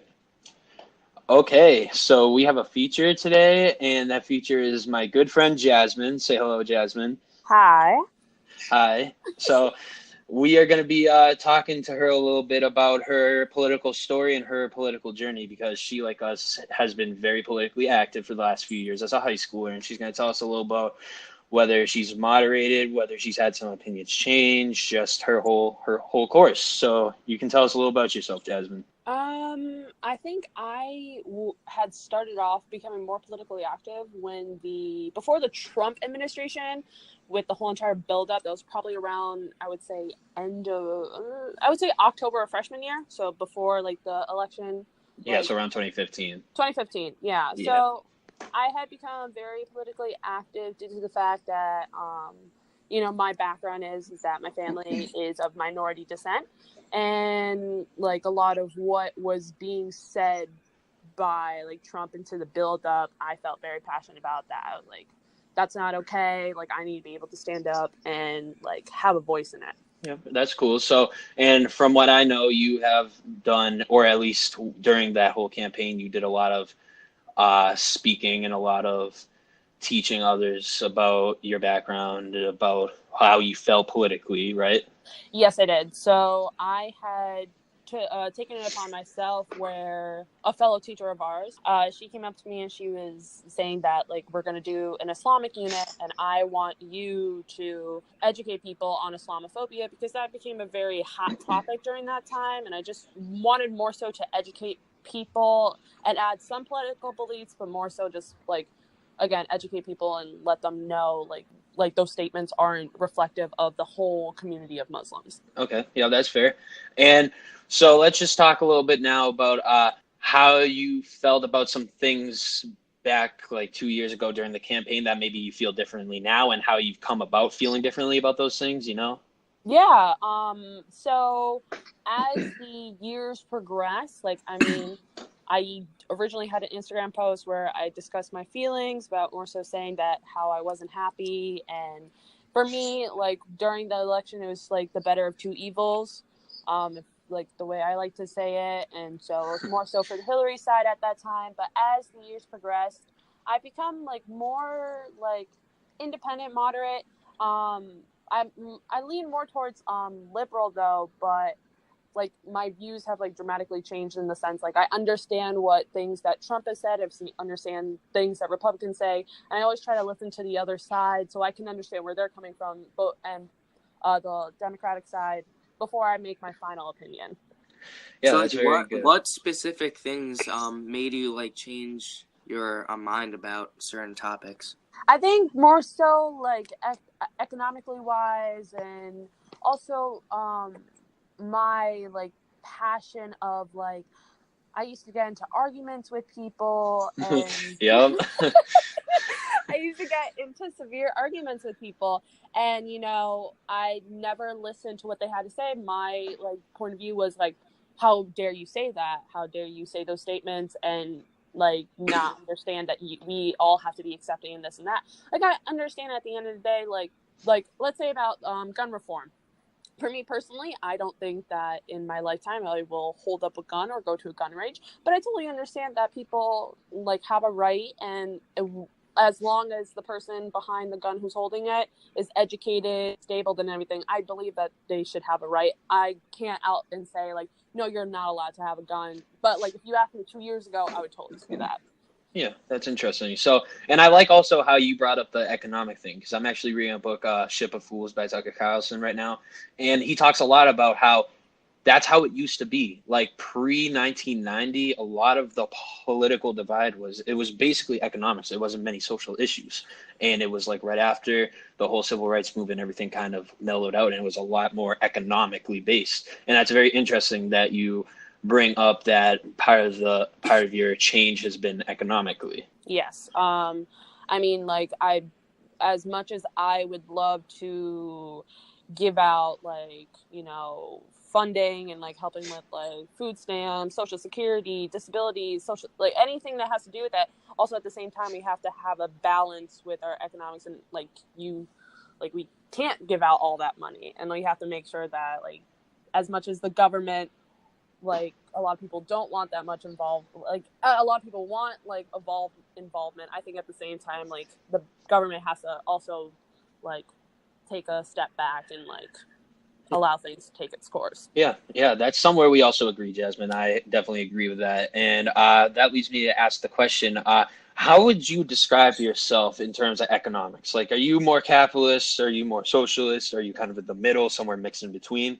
I think I'm more so in the middle. Like, I do like the fact that government, there's, again, aids with like disability, because I have personal experiences where it does genuinely help out a person, but also at the same time, you know, it's a shame that there's people in the world, that in our country, that abuses that and then takes people's money who work really, really hard for it. And so, but like, you know, like, I'm more so in the middle, to say the least. Interesting. Yeah. So I think that's one thing that I believe with, as far as the economy goes, I believe in like a minimalist regulation inside of a capitalist economy, and there's certain things that you just need the government to step in for. I think that just a very minimal, there's a lot of stuff that we could cut out as far as government regulations, but there's like a few bare necessity things that I think that like we really need to keep like in our economy. I agree with you, Ben. And that would lead me to ask Jasmine, if we're talking about spending government aid, that would lead me to the next question, which is about taxes. So what's your opinion on the tax rates in this country? Let me start with that, tax rates.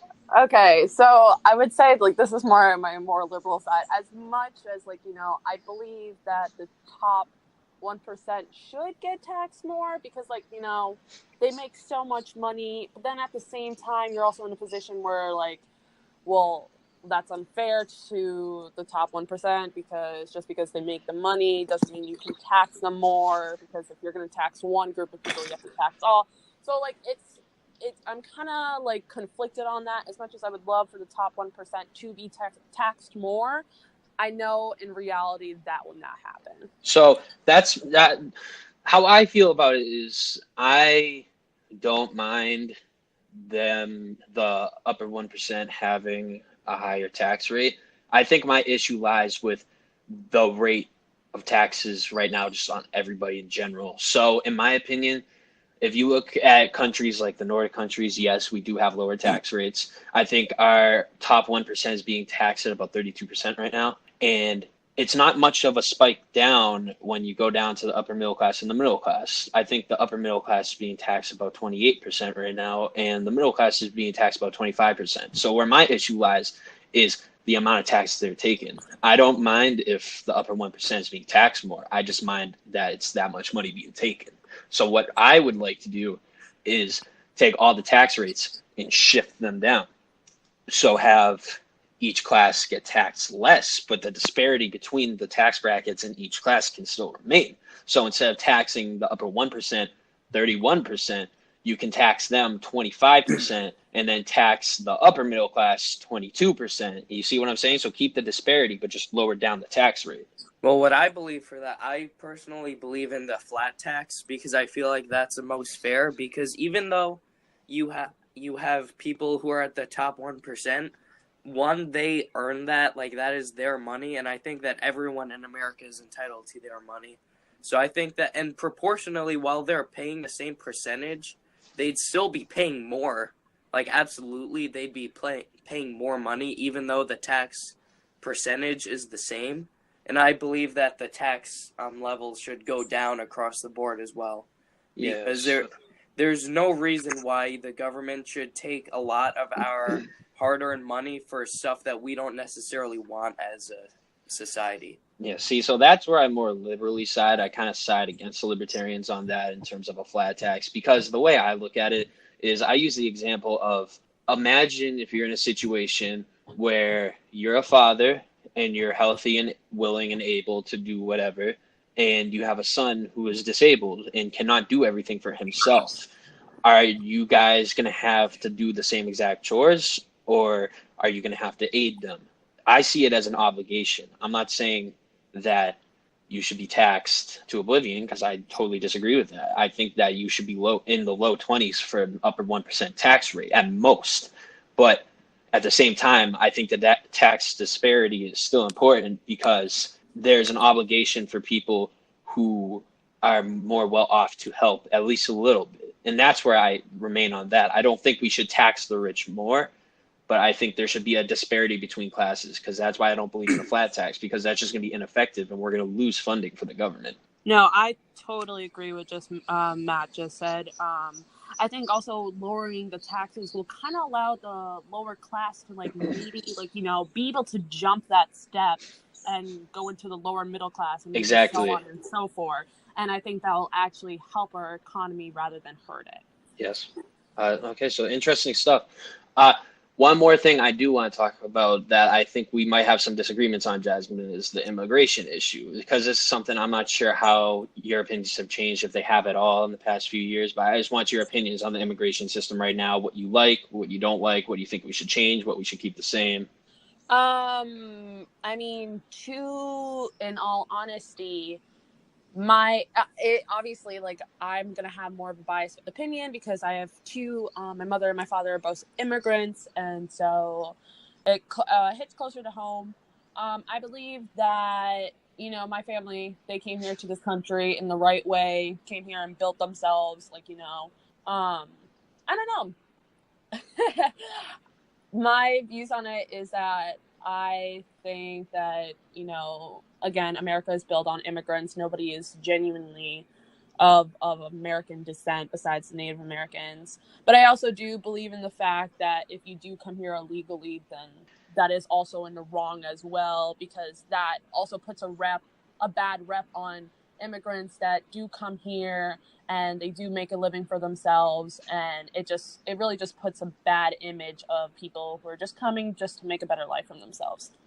Okay, I agree with you on some parts, but the question I would have, maybe to be more open-ended, would be, what's your opinion on Trump's proposals to help lower illegal immigration compared to maybe what Obama proposed or what Clinton might have proposed?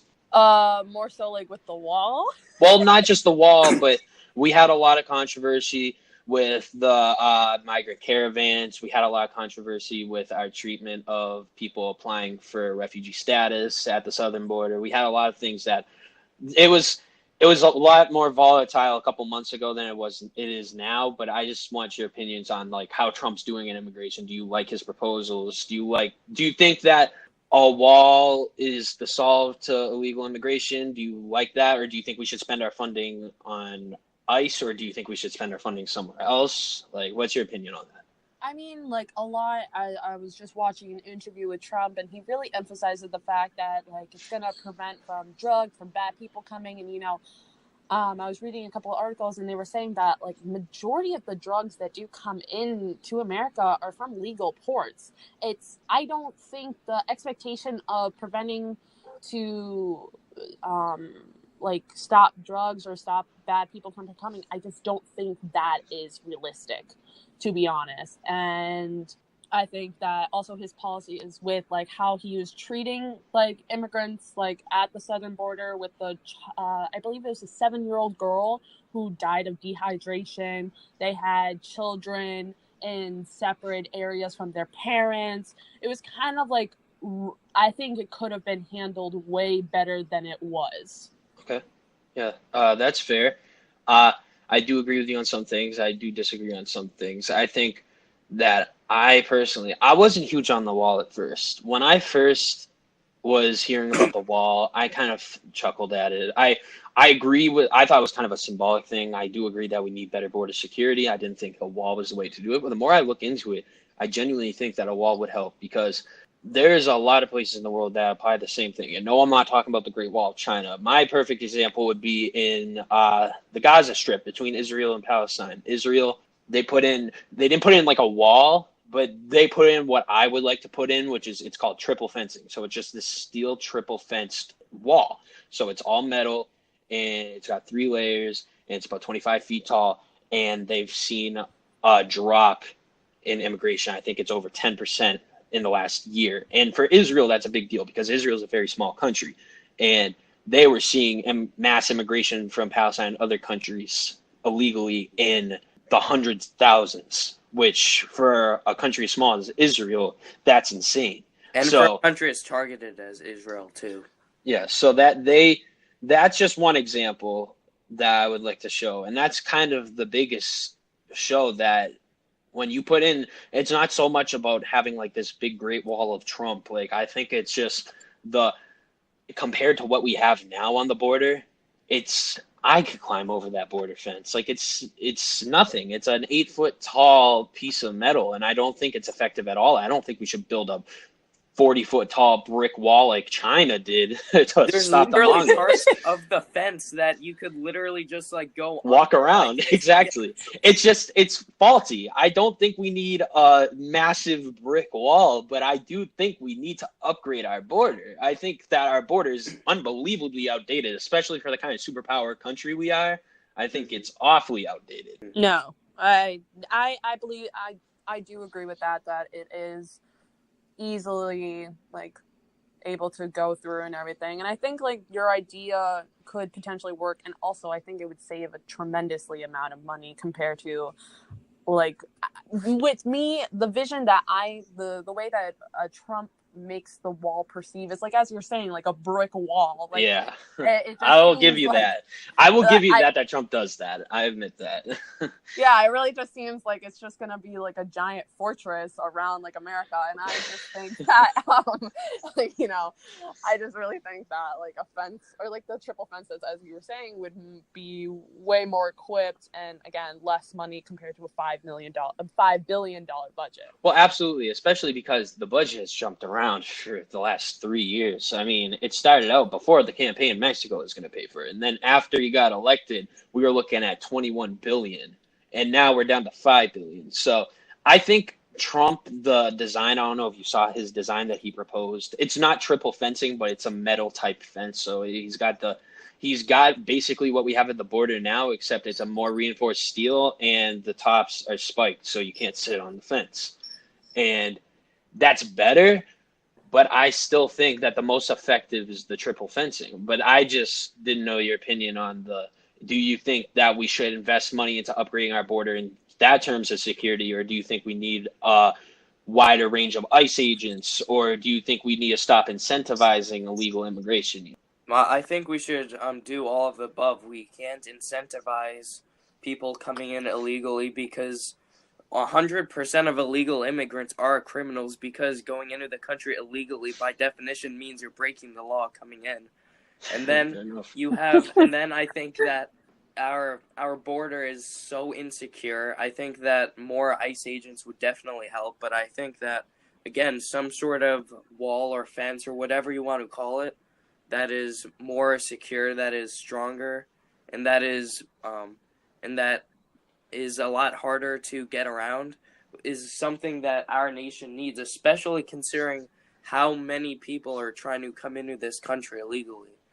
And I think that we need to incentivize legal immigration just as much as incentivizing not coming in here illegally. Agreed.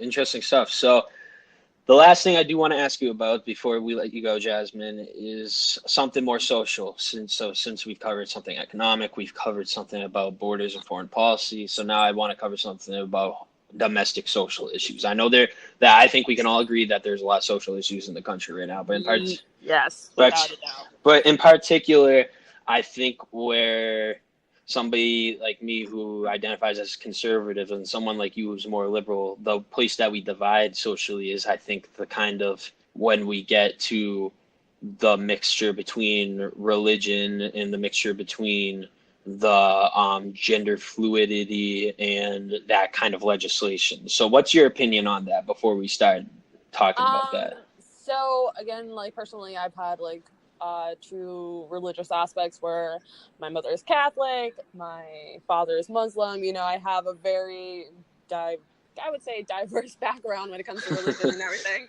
And I think that with like religion aspects, it should not have any involvement with any part of the state or whatsoever. And I think religion, with just understanding of other religions, kind of also helps people with their stigmatism and everything like that. Also with like the gender fluidity. Personally, I mean, I have people who are on the spectrum who, like, I mean, whatever my personal beliefs are, not even like as a Democrat or liberal, whatever you want to say, like politically party wise, is that like whatever you decide to do, that's what you decide to do. But at the end of the day, as long as you don't harm somebody, as long as you don't cause trouble, as long as you don't just do illegal things, I do not care without a doubt. Like, that's just my personal opinion. That's fair. Yeah. So there's a couple things I do want to cover. I agree with you on some things. I disagree with you on some things. The things that I do agree on is that you should be able to do whatever you want. You're free. That's why this is America. You're free to do what you please, as long as you're not hurting, harming, or threatening anybody. I do agree with that. The part where I have an issue is I do agree that church and religion shouldn't have that much involvement in legislation. But that is where I do see a double standard not being held in modern day America. Because if you're going to say that religion can't be involved in legislation, then why should feeling about gender identity and gender spectrum be involved as well? Because that's an ideology the same as Christianity or Islam or anything like that. But I believe, but the thing is that with the ideology of, well, I don't even think it's an ideology. I think it's somebody who that's what they identify as, and like that is what they feel. That's a mental aspect. I mean, with religion, that is mentally, but if you have a choice where people who are on the spectrum, you know, that's what they've been feeling for a really long time. That's something they can't control. I mean, like people who are transgender, they're like, you know, that's a mental state, you know, with religion. I understand that, but I get that, but that's you said the key word there that I want to put in is feeling, and that's the word I should use instead of ideology, because religion, in any way you feel about the gender spectrum, that's all feeling, and I don't think that we should be legislating on feeling, especially not in a situation like that, because the issue that I want to point out that I'm talking about in specific, for an example, would be something like the transgender legislation in the transgender bathroom bill. I think that was in North Carolina. Correct me if I'm wrong, but that was the Obama legislation. The issue I have with that is if you're not going to allow people to legislate based off their religious beliefs, then because that's how they feel, how come I don't want to say pandering because that's the wrong word, but I feel like we're kind of just letting it slide under the rug when people do something based off feeling in terms of that legislation, especially when there's not really any scientific or biological proof to back up their claims. Well, but the thing is that with religion, there's actual statements. There's the Bible, there's the Quran, there's the Torah. These are statements that like there are rules within it, but with the gender spectrum, there's not many rules. There's not somebody who's telling somebody you have to be binary, you have to be transgender. This is coming from who, like, I am religious, where I believe, I'm sorry, Matt, but I disagree with you on this, where religion does dictate a lot of things, and you can see it with an Islamic state of Iran, with a lot of Middle Eastern countries, with even like South Africa. Like religion really just dictates how people go on a way of life. Oh, I agree with you totally.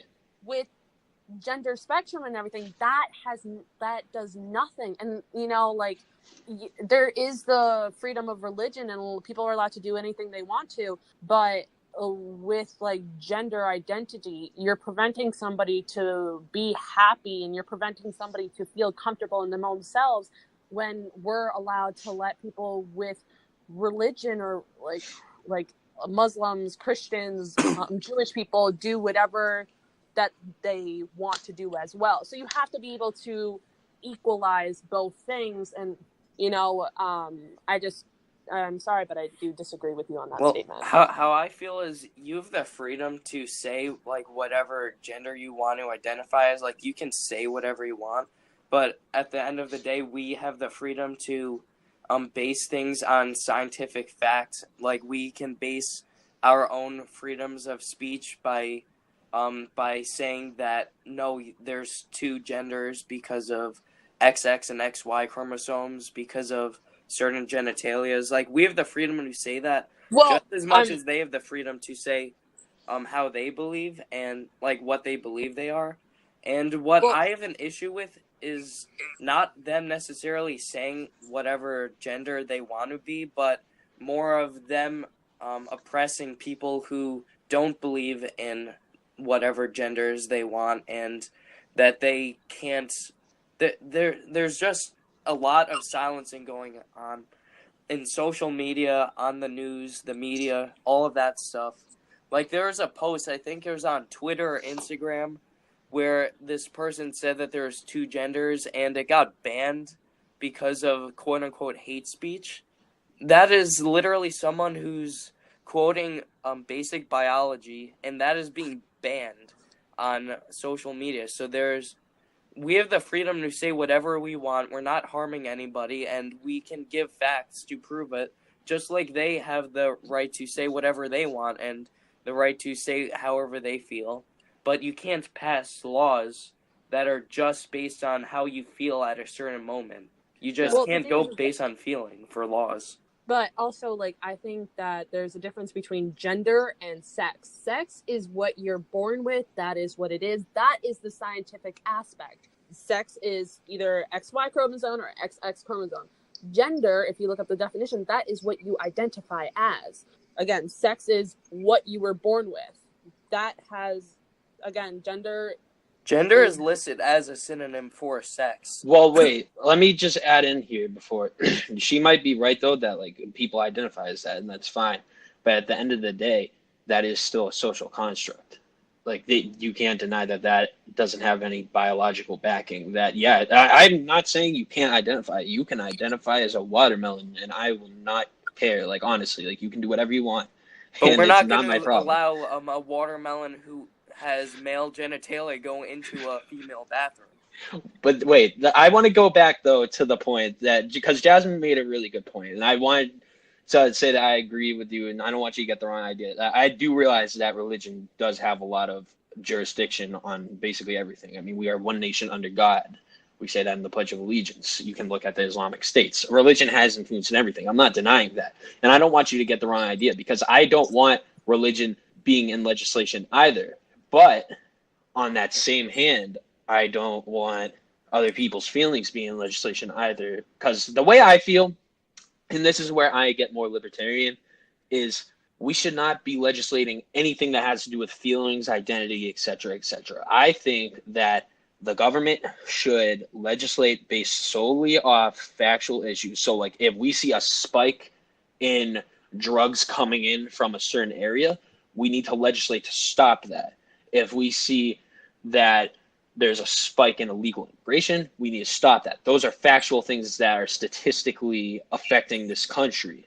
But everything else, in my opinion, should be left to, you're free to do what you want. You're free to feel how you feel, identify how you identify. I don't think we should be making legislation. I don't think we should be making legislation to push, like, banning gay marriage, because I don't agree with that just as much as I don't agree with pushing legislation for allowing transgenders to choose whatever bathroom they want, you know? I mean, like, yeah, like, I what I was going to bring up is that, as you said, Matt, like, you can't, because religion dictated for a really long time of gay marriage, you know, like, allowing people to get married. And that's where one of those things where you cannot have religion dictate somebody else's life. Just because at the end of the day, in America, you're allowed to have your own beliefs. And I think that's where we all agree on, is that everybody's allowed to have their own beliefs. And that's what, but once you cross that line and start preventing people to live the life that they want to with the people who aren't trying to hurt other people who are not trying to like threat or like do anything to somebody else, and they're just trying to live their life to the fullest like every single other person. I think that's unfair to prevent them from not like doing what they like want to do. I see what you're saying. I do see what you're saying, and I think the perfect example would be my reasoning for not allowing something like a transgender bathroom bill would be that there's a small percentage of people that's ruining it for everybody. Just kind of like how a small percentage of cops being awful racist jerk-offs is kind of ruining the entire image of the police force.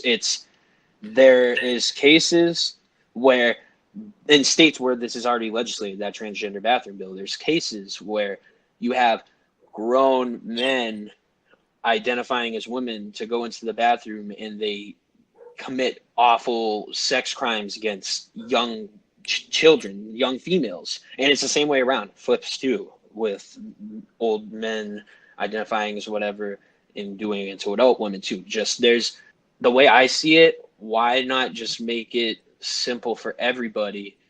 And you're going to get your feelings hurt maybe, but at the end of the day, nobody's going to get physically harmed. And that's what I'm most worried about, because a person who's transgender, who identifies as female but has the genitalia of a male, it might hurt and feel degrading for them to go to the bathroom in the men's bathroom, but that little girl who could have possibly been molested by somebody who was trying to use the law to their advantage is never going to recover from that.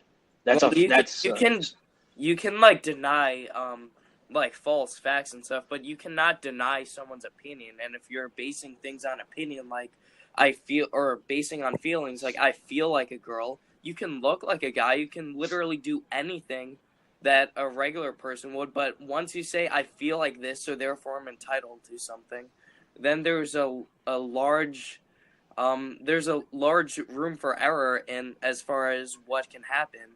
And it is scary having someone who has just the intent on harming someone or has just the intent on sexually assaulting someone, saying how they feel like something, so therefore then they're entitled to go to the women's bathroom. That is scary. And that's kind of like my main issue with specifically the transgender bathroom bill is that. Go ahead. Oh, I was going to say, like, again, as you said, like, there's that small percentage that do ruin it for others, and it's a shame that it prevents a lot of people, like, who, again, with the radical Muslims, it totally destroy a lot of issues. Like, even just going through the airport, TSA, if you look a certain way, it's the whole entire, like, the world comes down for a stigma is developed. Trying to go to, or, I mean, like, what could also solve the issue is just, like, have a separate bathroom. Just have a women's. I'm okay with that. Just one separate bathroom. Honestly, that's fine. I agree that would solve a lot of issues, and I think that I think that is a compromise that I think a lot of legislatures could make is like one gender neutral bathroom. I'm okay with that, honestly, because and I think that's where I think people like I understand like also that would also affect people who are transgender as well if they're going into a bathroom where they identify as. And they themselves can get harassed. They themselves can get into a brutally fight. They can end up in a hospital. There's been multiple situations where there's like beating of people, stabbing of transgender people. Like there's so many situations where just to also protect them as people, maybe just again having a gender neutral bathroom that disregards the male and female bathrooms. I think that's perfect. Honestly, like I can say I absolutely 100% agree. Well, that would be fine.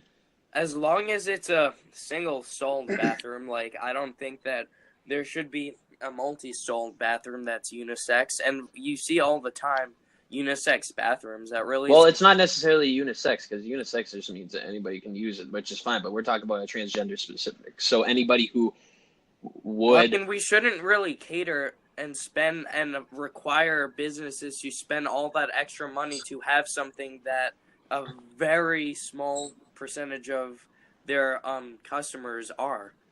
Well, how about this? How about in places that do have an extreme amount of transgenders? Yeah, so you can like put in like San Francisco, exactly. Like, I can honestly be fine with that. If that's where the state of California wants to spend its taxpayer dollars, I'm not going to have a problem with that because Go Oh, ahead. sorry. I was going to say, even in Northampton, like, that could totally work out. They have such a big district of LGBT community. So I think that could really help a lot of, like, you know, businesses. And, like, that might even attract more people, just, like, even to be like, oh, so this business cares about me. That's where I'm going to want to spend my money. You know, that also can help it in a financial situation as well, you know? It's I still, agree. though, a lot of money and a lot of potential risk. Well, Ben, business to- you know, the place that I feel about it is, well, let me first say that the government spends enough money on stupid stuff that wouldn't be much of a reach. And the second thing would be that where I disagree with Obama's transgender bathroom bill doesn't lie with the finances or lies with the funding. It lies with the flag, what's the word? The dramatic flaw in it. The fatal flaw is that law can be easily, and it is commonly misused and taken advantage of. And if we met in the middle and the liberal states that wanted to spend their taxpayer dollars on that, I'm not going to fight that, because that's not my taxpayer dollars and that's not my but problem. it is mine. And when it's not, if you're living, well, you're in Massachusetts, so it might so be, but but I mean, like, also it would be the town, like Northampton, that would be their money. It wouldn't be like the Springfield or, let's say, Boston. Well, Boston would probably, but, like, Yeah, you know, it would be City. more so. It could be also, like, just of a city legislation on being like, all right, we're just going to have this in our city. If you want, you know what, though, the way I would have it is we can kind of meet in the middle. I say we could end it by saying that you can make it wide legislate. I might as well just have it be a restaurant owners issue. So, like, let's say, like, government, because the way I like it, government's not involved. So let's get the government completely out of it and make it so anybody who wants to can put that bathroom in their restaurant or in their store. And that way you will see it in the highly districted LGBT areas. You will see restaurants and stores that do put in those bathrooms. And in areas kind of like where I live, maybe in South Carolina, where there's a low population of Americans that are just one gender or the other, never mind gender fluid or somewhere in the middle, that they don't have to do it. So everybody kind of meets in the middle. So if anybody disagrees with it religiously, they don't have to be affected by it. And the people who do get affected by it get the bathroom that they need. Yeah, I would disagree with that, but what do you disagree with about? Well, is it like an ideological disagreement, or is it a funding disagreement? Well, I mean, I just disagree with the entire fact that you are creating a lot more money. You're creating. Wait, Ben, we're not though. I said don't legislate. I said make it so it's like the restaurant owner's choice. So like kind of like the baker gets to choose if he cooks for the gay couple or not. Yeah, but still, I think that. Well, I mean, if it's that's what I'm saying. It's the legislation's gone out of it. Like, you just remove legislation in the government and just make it an owner's issue. So if the owner says, "Hey, I want to put in this transgender only bathroom," then he can put it in. Or I mean, like if they have a separate men's and women's bathroom that are not being compromised, like if they choose to just have a gender-neutral multi-stall bathroom and they did not have anything for the others, I would have a huge problem with that. But like, there's a difference. He's saying, like, there would be 3 doors. So one door would be for a female, one door would be for a male, and one door would be for a gender neutral. Again, like, as somebody who, like, has a parent who owns a business, like, you know, that would, again, at the end of the day, that would just be their decision. Like, and then that way, yeah, exactly. Nobody's being forced. If they want to do it, they can.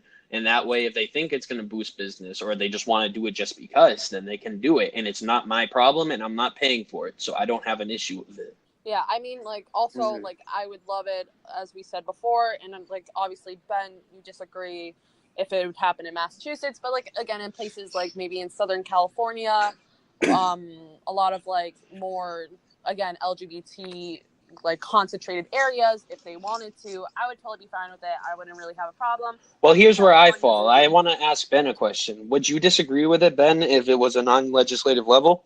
Like, if Massachusetts said, we're going to stay out of it, but if you do want to create transgender bathrooms for your business, we are not going to stop you nor encourage you. I would disagree with labeling it as a transgender Okay, so it's ideological. I would be. But what about I would believe that it would be fine if it was a unisex I bathroom, see what he's saying, like what we have Jasmine. a Like single stall. Jasmine. He agrees with keeping the government out of it. He disagrees because he just doesn't believe so that there's more yeah, than two genders. Which I agree with Ben on that, but it's not the way I feel. Is I don't necessarily agree that there's more than two genders. But if somebody wants to do that, it's not really going to affect me, so it's not my problem. It's kind of like if somebody wants to be gay. The Catholic Church doesn't agree with that, but I don't care. So it's not. But even being gay, if you're gay, that's a fact. You're gay. But if you're transgender, if you believe you're something else, that isn't a fact-based thing. That's a belief-based. Well, I think it kind of is a question. sexual orientation thing. Go ahead, Jasmine. Yeah, I want to ask Ben a question. Like with people, let's say the Miss Universe. I don't know if you saw it, of Spain. You know, she's transgender. She had the reassignment surgery. Would you still qualify that person as a man because they were born with male genitalia? I would, because even though they still have a either an XX genitalia. or an XY chromosome. Well, because even though they have a new genitalia, because like what? Well, they just don't use urinals at that point. Well, because like I just wanted to know, because like if you're somebody who's already gone through the reassignment surgery, like are you qualifying them as still a male? Even though biologically, they're still a male because they still have the chromosomes that any men would have, but you're just altering your outside appearance. It's kind of like a plastic surgery. Just because you have a plastic surgery doesn't mean that your core facial structure changes. It's just like your bone is still the same bone, but it's looks different on the outside. So you wouldn't. Yeah, you can have masculine girls and feminine guys, but they're still girls and guys. So like you wouldn't like qualify them, even though if they got through the surgery, they took estrogen, like everything of all that state, you would still qualify them. Well, the way I run and through at it, that Ben, point, before you say that, let me say the way I run through it, Jasmine, is that I personally, I'm a straight male, and if I were to look at that person, me personally, I would not be attracted to them because of. Well, without even knowing that they're like, you wouldn't know if they were like it could just be a taller woman, like, you know what I mean? Like you can't, like if they got like all the reassignment, everything done, like if you were to be like attracted to them and then they tell you later they're transgender, like you're still a straight guy because like they have everything of a woman, you know what I mean? Yeah, but like, just because they have everything doesn't make them a woman. That's what I'm saying. It's not the having it that and I think that's where the fault lies. I think that people who get that surgery and I'm just saying how I feel. They feel how they feel, and that's fine. But the way I feel is. Can I ask you a question? I Sure. don't know if this is like political or not. I just want go to ahead. Go ahead. Okay. So I just really want to know. So people, let's say, if there is a woman, like born as a woman, dates somebody who's transgender, who is a guy who got the reassignment surgery, would you qualify that woman? Woman to man. Woman to man. And they're getting dated by a woman. So would you qualify that woman gay? No. Because they don't, but do they know? Yes, they know. After the fact, if you know, then I don't know. Like, I mean, you see what you see, but that doesn't change the fact of their biological makeup, Jasmine. That's where I find the fault. And that's where I think the fault lies in that surgery, too, is that these people who feel like they're women, that's fine. Or they feel like they're men, that's fine. What they're doing is going to get the surgery so they have the parts of a man or a woman. But that's not what it's about. It's about your biological makeup. That's what makes you a man or a woman, which is why I'm okay. I will submit and give you the term gender is different from sex if that is what it means to show that they are biologically still a man or a woman, because that is what they are. But if you wanted to say that their gender is woman now, okay, I will submit to that and I will just accept that. But well, at that point, I think that gender would just be a useless term if you are going to separate that from no, sex. because then it would become an important term. Because if you're labeling a transgender who went from male to female as the gender female, that's a very important distinction. Yeah, but then you're allowing people to not only will they be allowed to identify as that, again, you can identify as whatever you want, but you cannot force people to be silenced against different beliefs. They don't have to be silenced. And you can't. Oh, sorry. Can I read the definition of gender? I just want to read it. That's Go all. ahead. That's fine. So, Go ahead. the state of being male or female, typically used with reference to social and cultural differences rather than biological ones. So gender has nothing to do with biologically. And that's what I said. If that's what it takes. So the issue you have is just with their sex. Like, you have an issue that they that's where identify with their sex. Yes, if they want to say, Jasmine, that their gender is female, like, I'll just be okay. But if they are somebody who went from male to female and got the surgery, and they say that their sex is female, like they are a woman, that is just not true. Well, I'm saying, like, at that point, then wouldn't you say that it would be more important for bathrooms, instead of being by gender, it being by sex? Because if gender is something that is cultural but not biological, and then you have bathrooms labeled as gender neutral and stuff, wouldn't it be more important to have them labeled by sex, which is a biological term, than based on feeling? Well, I mean, like, gender neutrality is it's just like, I mean, bathrooms, that has to do with the social, like, situation. It doesn't have to do anything with, like, biological aspects. But based on feelings, so I can literally look how I do now and go into a bathroom. I can, like, if you go into a transgender bathroom, or if you are allowed to go into whichever bathroom you identify as, I don't have to change my appearance, because I could just say that I identify as this, and no one can deny me from feeling like that. But, like, I just, like, there's... Well, like, Ben, let me explain that. How I feel is that the Obama legislation, Ben, wasn't necessarily about sex change surgeries, those kind of transgender people. They were about people who identify as one gender but haven't had the surgery. That was what the law specifically was. So it was, if you had the genitalia of a male but identified as female, you could use the female bathroom. That's what it was. So it was based off the feeling. If they get the sex change, and that's a problem. Well, I agree with you, Ben, but the thing is, when you get that sex change, there's no like, if you go from male to female and get a sex change operation, there's no physical way for you to use a urinal. So how do you expect them? That is where I will. You use a toilet. Yeah, but, like, the thing is that, like, I get what Matt's saying. It's the fact that, like, but that's just a reach. Based off what you're saying, Ben, is that it's their biological thing. They've changed biologically. They've changed their physical, and they've changed biologically with getting estrogen and lowering the down of the testosterone. That's where I will moderate. That's where biologically they've manipulated themselves, and so no longer are they associated with their original the original way that they were born. They're now of a different sex. That's where I'll moderate, Jasmine, that if you have had...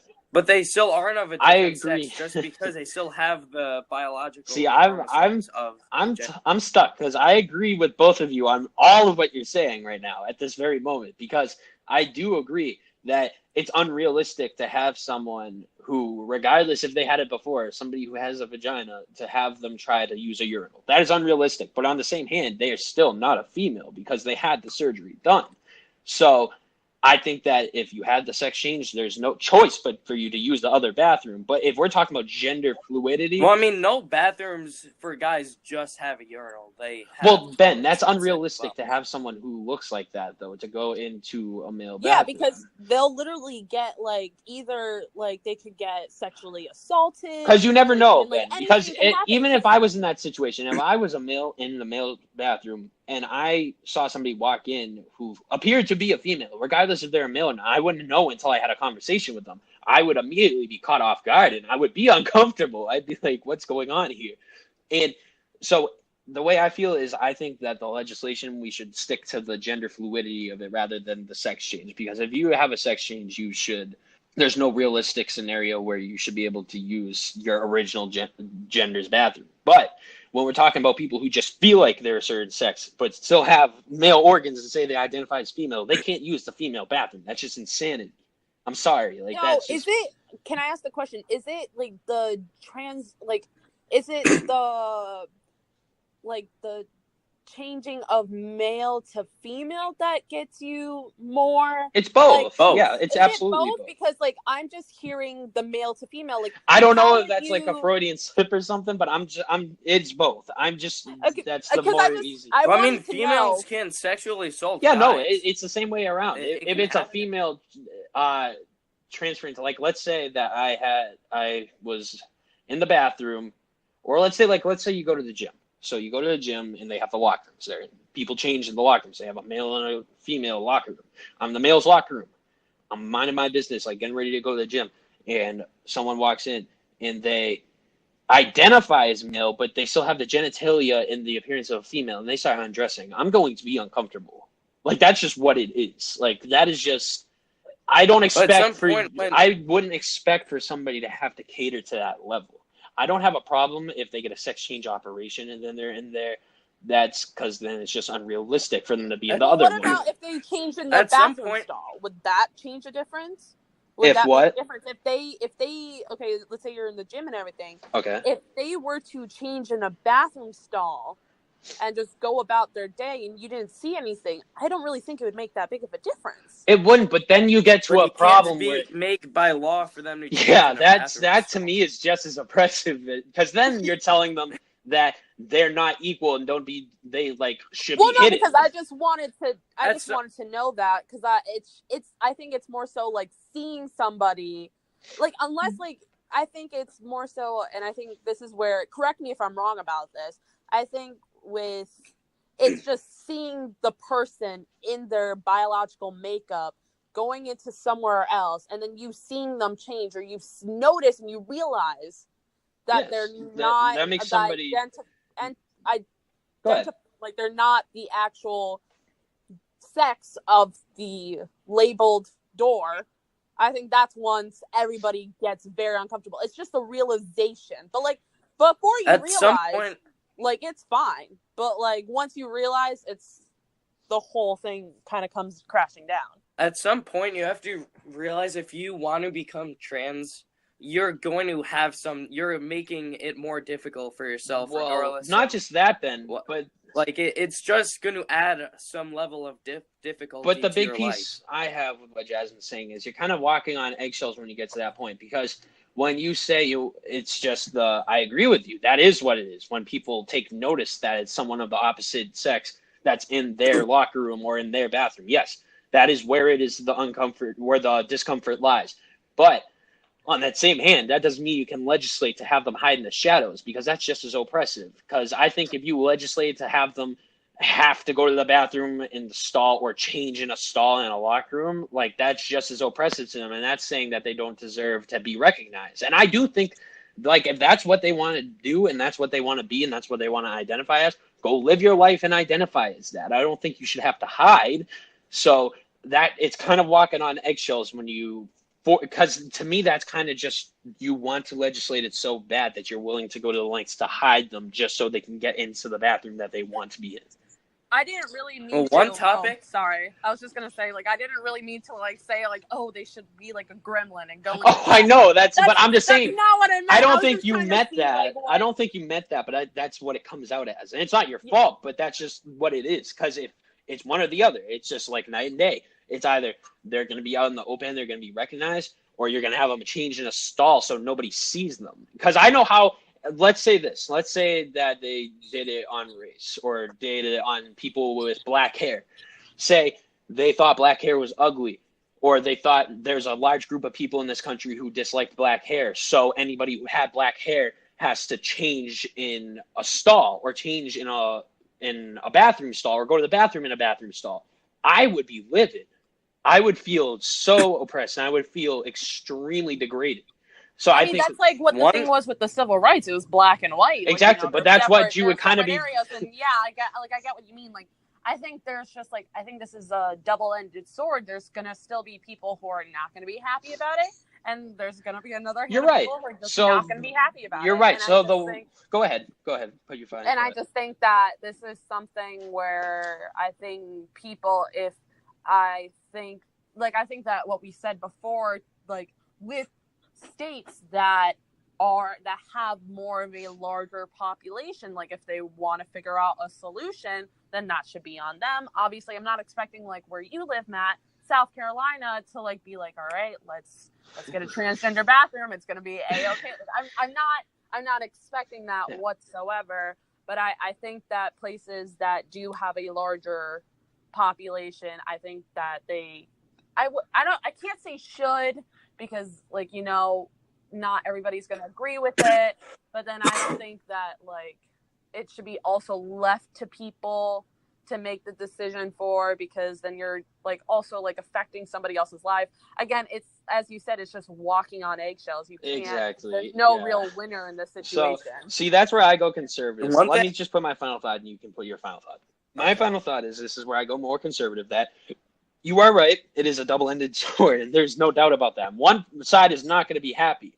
So if we have to choose, I'm taking the side with the least government involvement, and that's leaving it to owners and leaving it to people like that as the conclusion. That if I'm going to take the least government route, because that's who I am at the core level, I don't want any government involvement unless there has to be. I think you should leave it to store owners and restaurant owners, that if they want to put that in and make it a third separate bathroom, then they can do that. Other than that, I'm not really open to anything. One thing I just want to add is that in my ideological beliefs, gender does not define who you are, just as race does not define who you are, and it's actions and merit that Agreed. do. And I think that one big issue with this transgender ideology is that they believe that that is literally what defines them as I a think that's person. some of them. Once again, Like then I think that's a small percentage of them that makes it a massive thing. Because I know people who are either gay, bisexual, or identify as transgender that doesn't define them, and you wouldn't even know unless you asked them about it. But I do see what you're saying, that the group that's being represented on the media is making it define them as a person. Yeah, no, I totally, Well, I agree like- with Matt, what Matt says, because I have somebody who's very close to me who identifies as transgender, but they really try to make it a big thing that, like, I just want you to see me for me. I just want you to just say the name that I like, and then just keep that as the end of the day. Don't ask any more questions. I just want to live on through my life. And that's fine. I'm okay with that. Yeah. Yeah. Mm-hmm. Yeah, I just believe that for as far as gender goes, that is not something that defines you as a person. Good. And while I'm not saying that all transgenders have that, I'm saying that a lot of them do have that belief that that is their sole dictating part of their lives, and that is what defines them. And I think that is just kind of counterintuitive to your belief of equality for everyone, and that you should have that you should base yourself based on your merits and your actions and your ideas and how you act on Yep, them. agreed. Yeah. Wow. So we really got off into a good conversation there. Jasmine, I do want to once again thank you for coming on, and I love having Thank you. conversations with you. Me and Jasmine have great conversations off Thank air. you. I really appreciate it. Yeah, so if you want to come back on anytime, just let us know. You're more than welcome on here. It's always great to have opposite opinions to what we feel, and I feel like we agreed on a lot, Yeah, I was actually genuinely, like, I wouldn't say, I was kind of surprised because, like, no offense, Ben, but, like, Matt was telling me what you were saying, and I've listened to your podcast, and I was kind of intimidated and being like, oh my God, I hope this is not, like, a shouting match or anything. But honestly, like, when everybody was speaking, I was just really listening, and I wanted to hear everybody's side of the story because, like, everybody is a part of a piece of pie, but there's always different, like, flavors and everything. Everybody has, like, their preference, and so I really enjoyed this, and, like, I'd love to keep on, like, conversations like this. Yeah, absolutely. And this should be an example for all our listeners here at the Free Will Podcast, that you can have conversations with people on the other side, and you just got to remain civil, and you will get stuff done. And I feel like we ended up agreeing on a lot of meaningful stuff that we can honestly apply to the real world. So that should be a perfect example of moderation and compromise, and just having genuine conversations with people who have different opinions than you. That's very true. Mm-hmm. Yeah. Well, I want to thank you both for inviting me onto here. I Absolutely. really appreciate it. It's been a blast, Jasmine. I would love to come up again if you guys need me. You know how to reach me. Absolutely. All right, Jasmine. Thank you for coming on. We'll talk to you later. Thank you. Right. Okay, so that's gonna end all the talking points and all the ideology and all the great stuff we talked about in this very long episode. I've enjoyed it very much, and I once again want to, from both me and Ben, thank Chase and Jasmine very much for coming on, because this has got to have been one of our favorite episodes to record. Mm-hmm. And We had a lot of great conversation. We had some agreements and some disagreements, and the most important part was we had a lot of critical conversation, which is what I absolutely love about doing this, and this is why I do this. So, yeah, so we got a couple more things left, though. As always, we got the books I am reading. So I'm going to touch up on the books I'm reading, let you know how I'm enjoying them, etc. Yep. So I finished The Phenomenon by Rick Ankiel. I was still reading that last time we recorded, and I'm finished with it. And it was a great book. I love baseball, and it really gave me a new insight on the mental aspect of baseball and how some of these players really feel when they're out on the field. And they really hide some of their personal feelings when they're out there. Like, they could be having a panic attack and they look cool as a cucumber. So it's really interesting to read it from a point of view of somebody who had such severe anxiety while on the baseball field. So if you are a fan of baseball, if you're a Cardinals fan, if you just love a good, solid read about just very great story about a biography of anybody, I would definitely recommend this book. It was a very good book. The second one that I'm reading is one that I have been dying to read for the longest time, and I finally got my hands on it. And it is Ship of Fools by Tucker Carlson. And this is basically a book that he explains how the ruling class of America is basically, like he says in the title, a ship of fools. They're leading us into destruction, and they're not giving any care to anybody on the lower classes. And this isn't a partisan thing.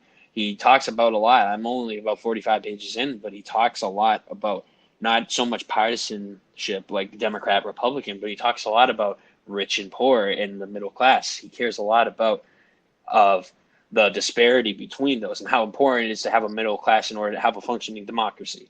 So I will definitely be talking about that one a lot more, but I've been very excited to start reading that. So we're going to move on to our last thing, which is the weekly shout-outs.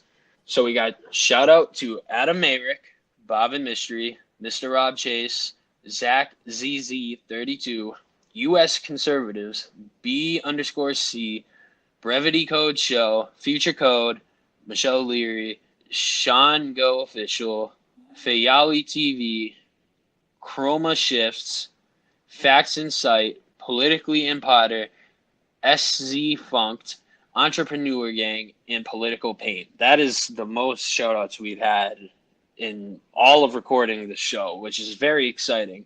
And we all, as always, want to thank everybody who liked the post and everybody who watches this show, because without you guys and without the loyal fan base that we have started to develop, we wouldn't be able to do this on a weekly basis. And this is one of the highlights of my week. I really love doing this. And yeah, I do too. Yeah. Nothing like it. Exactly. It's very enjoyable for me, and I'm glad you guys are enjoying it too.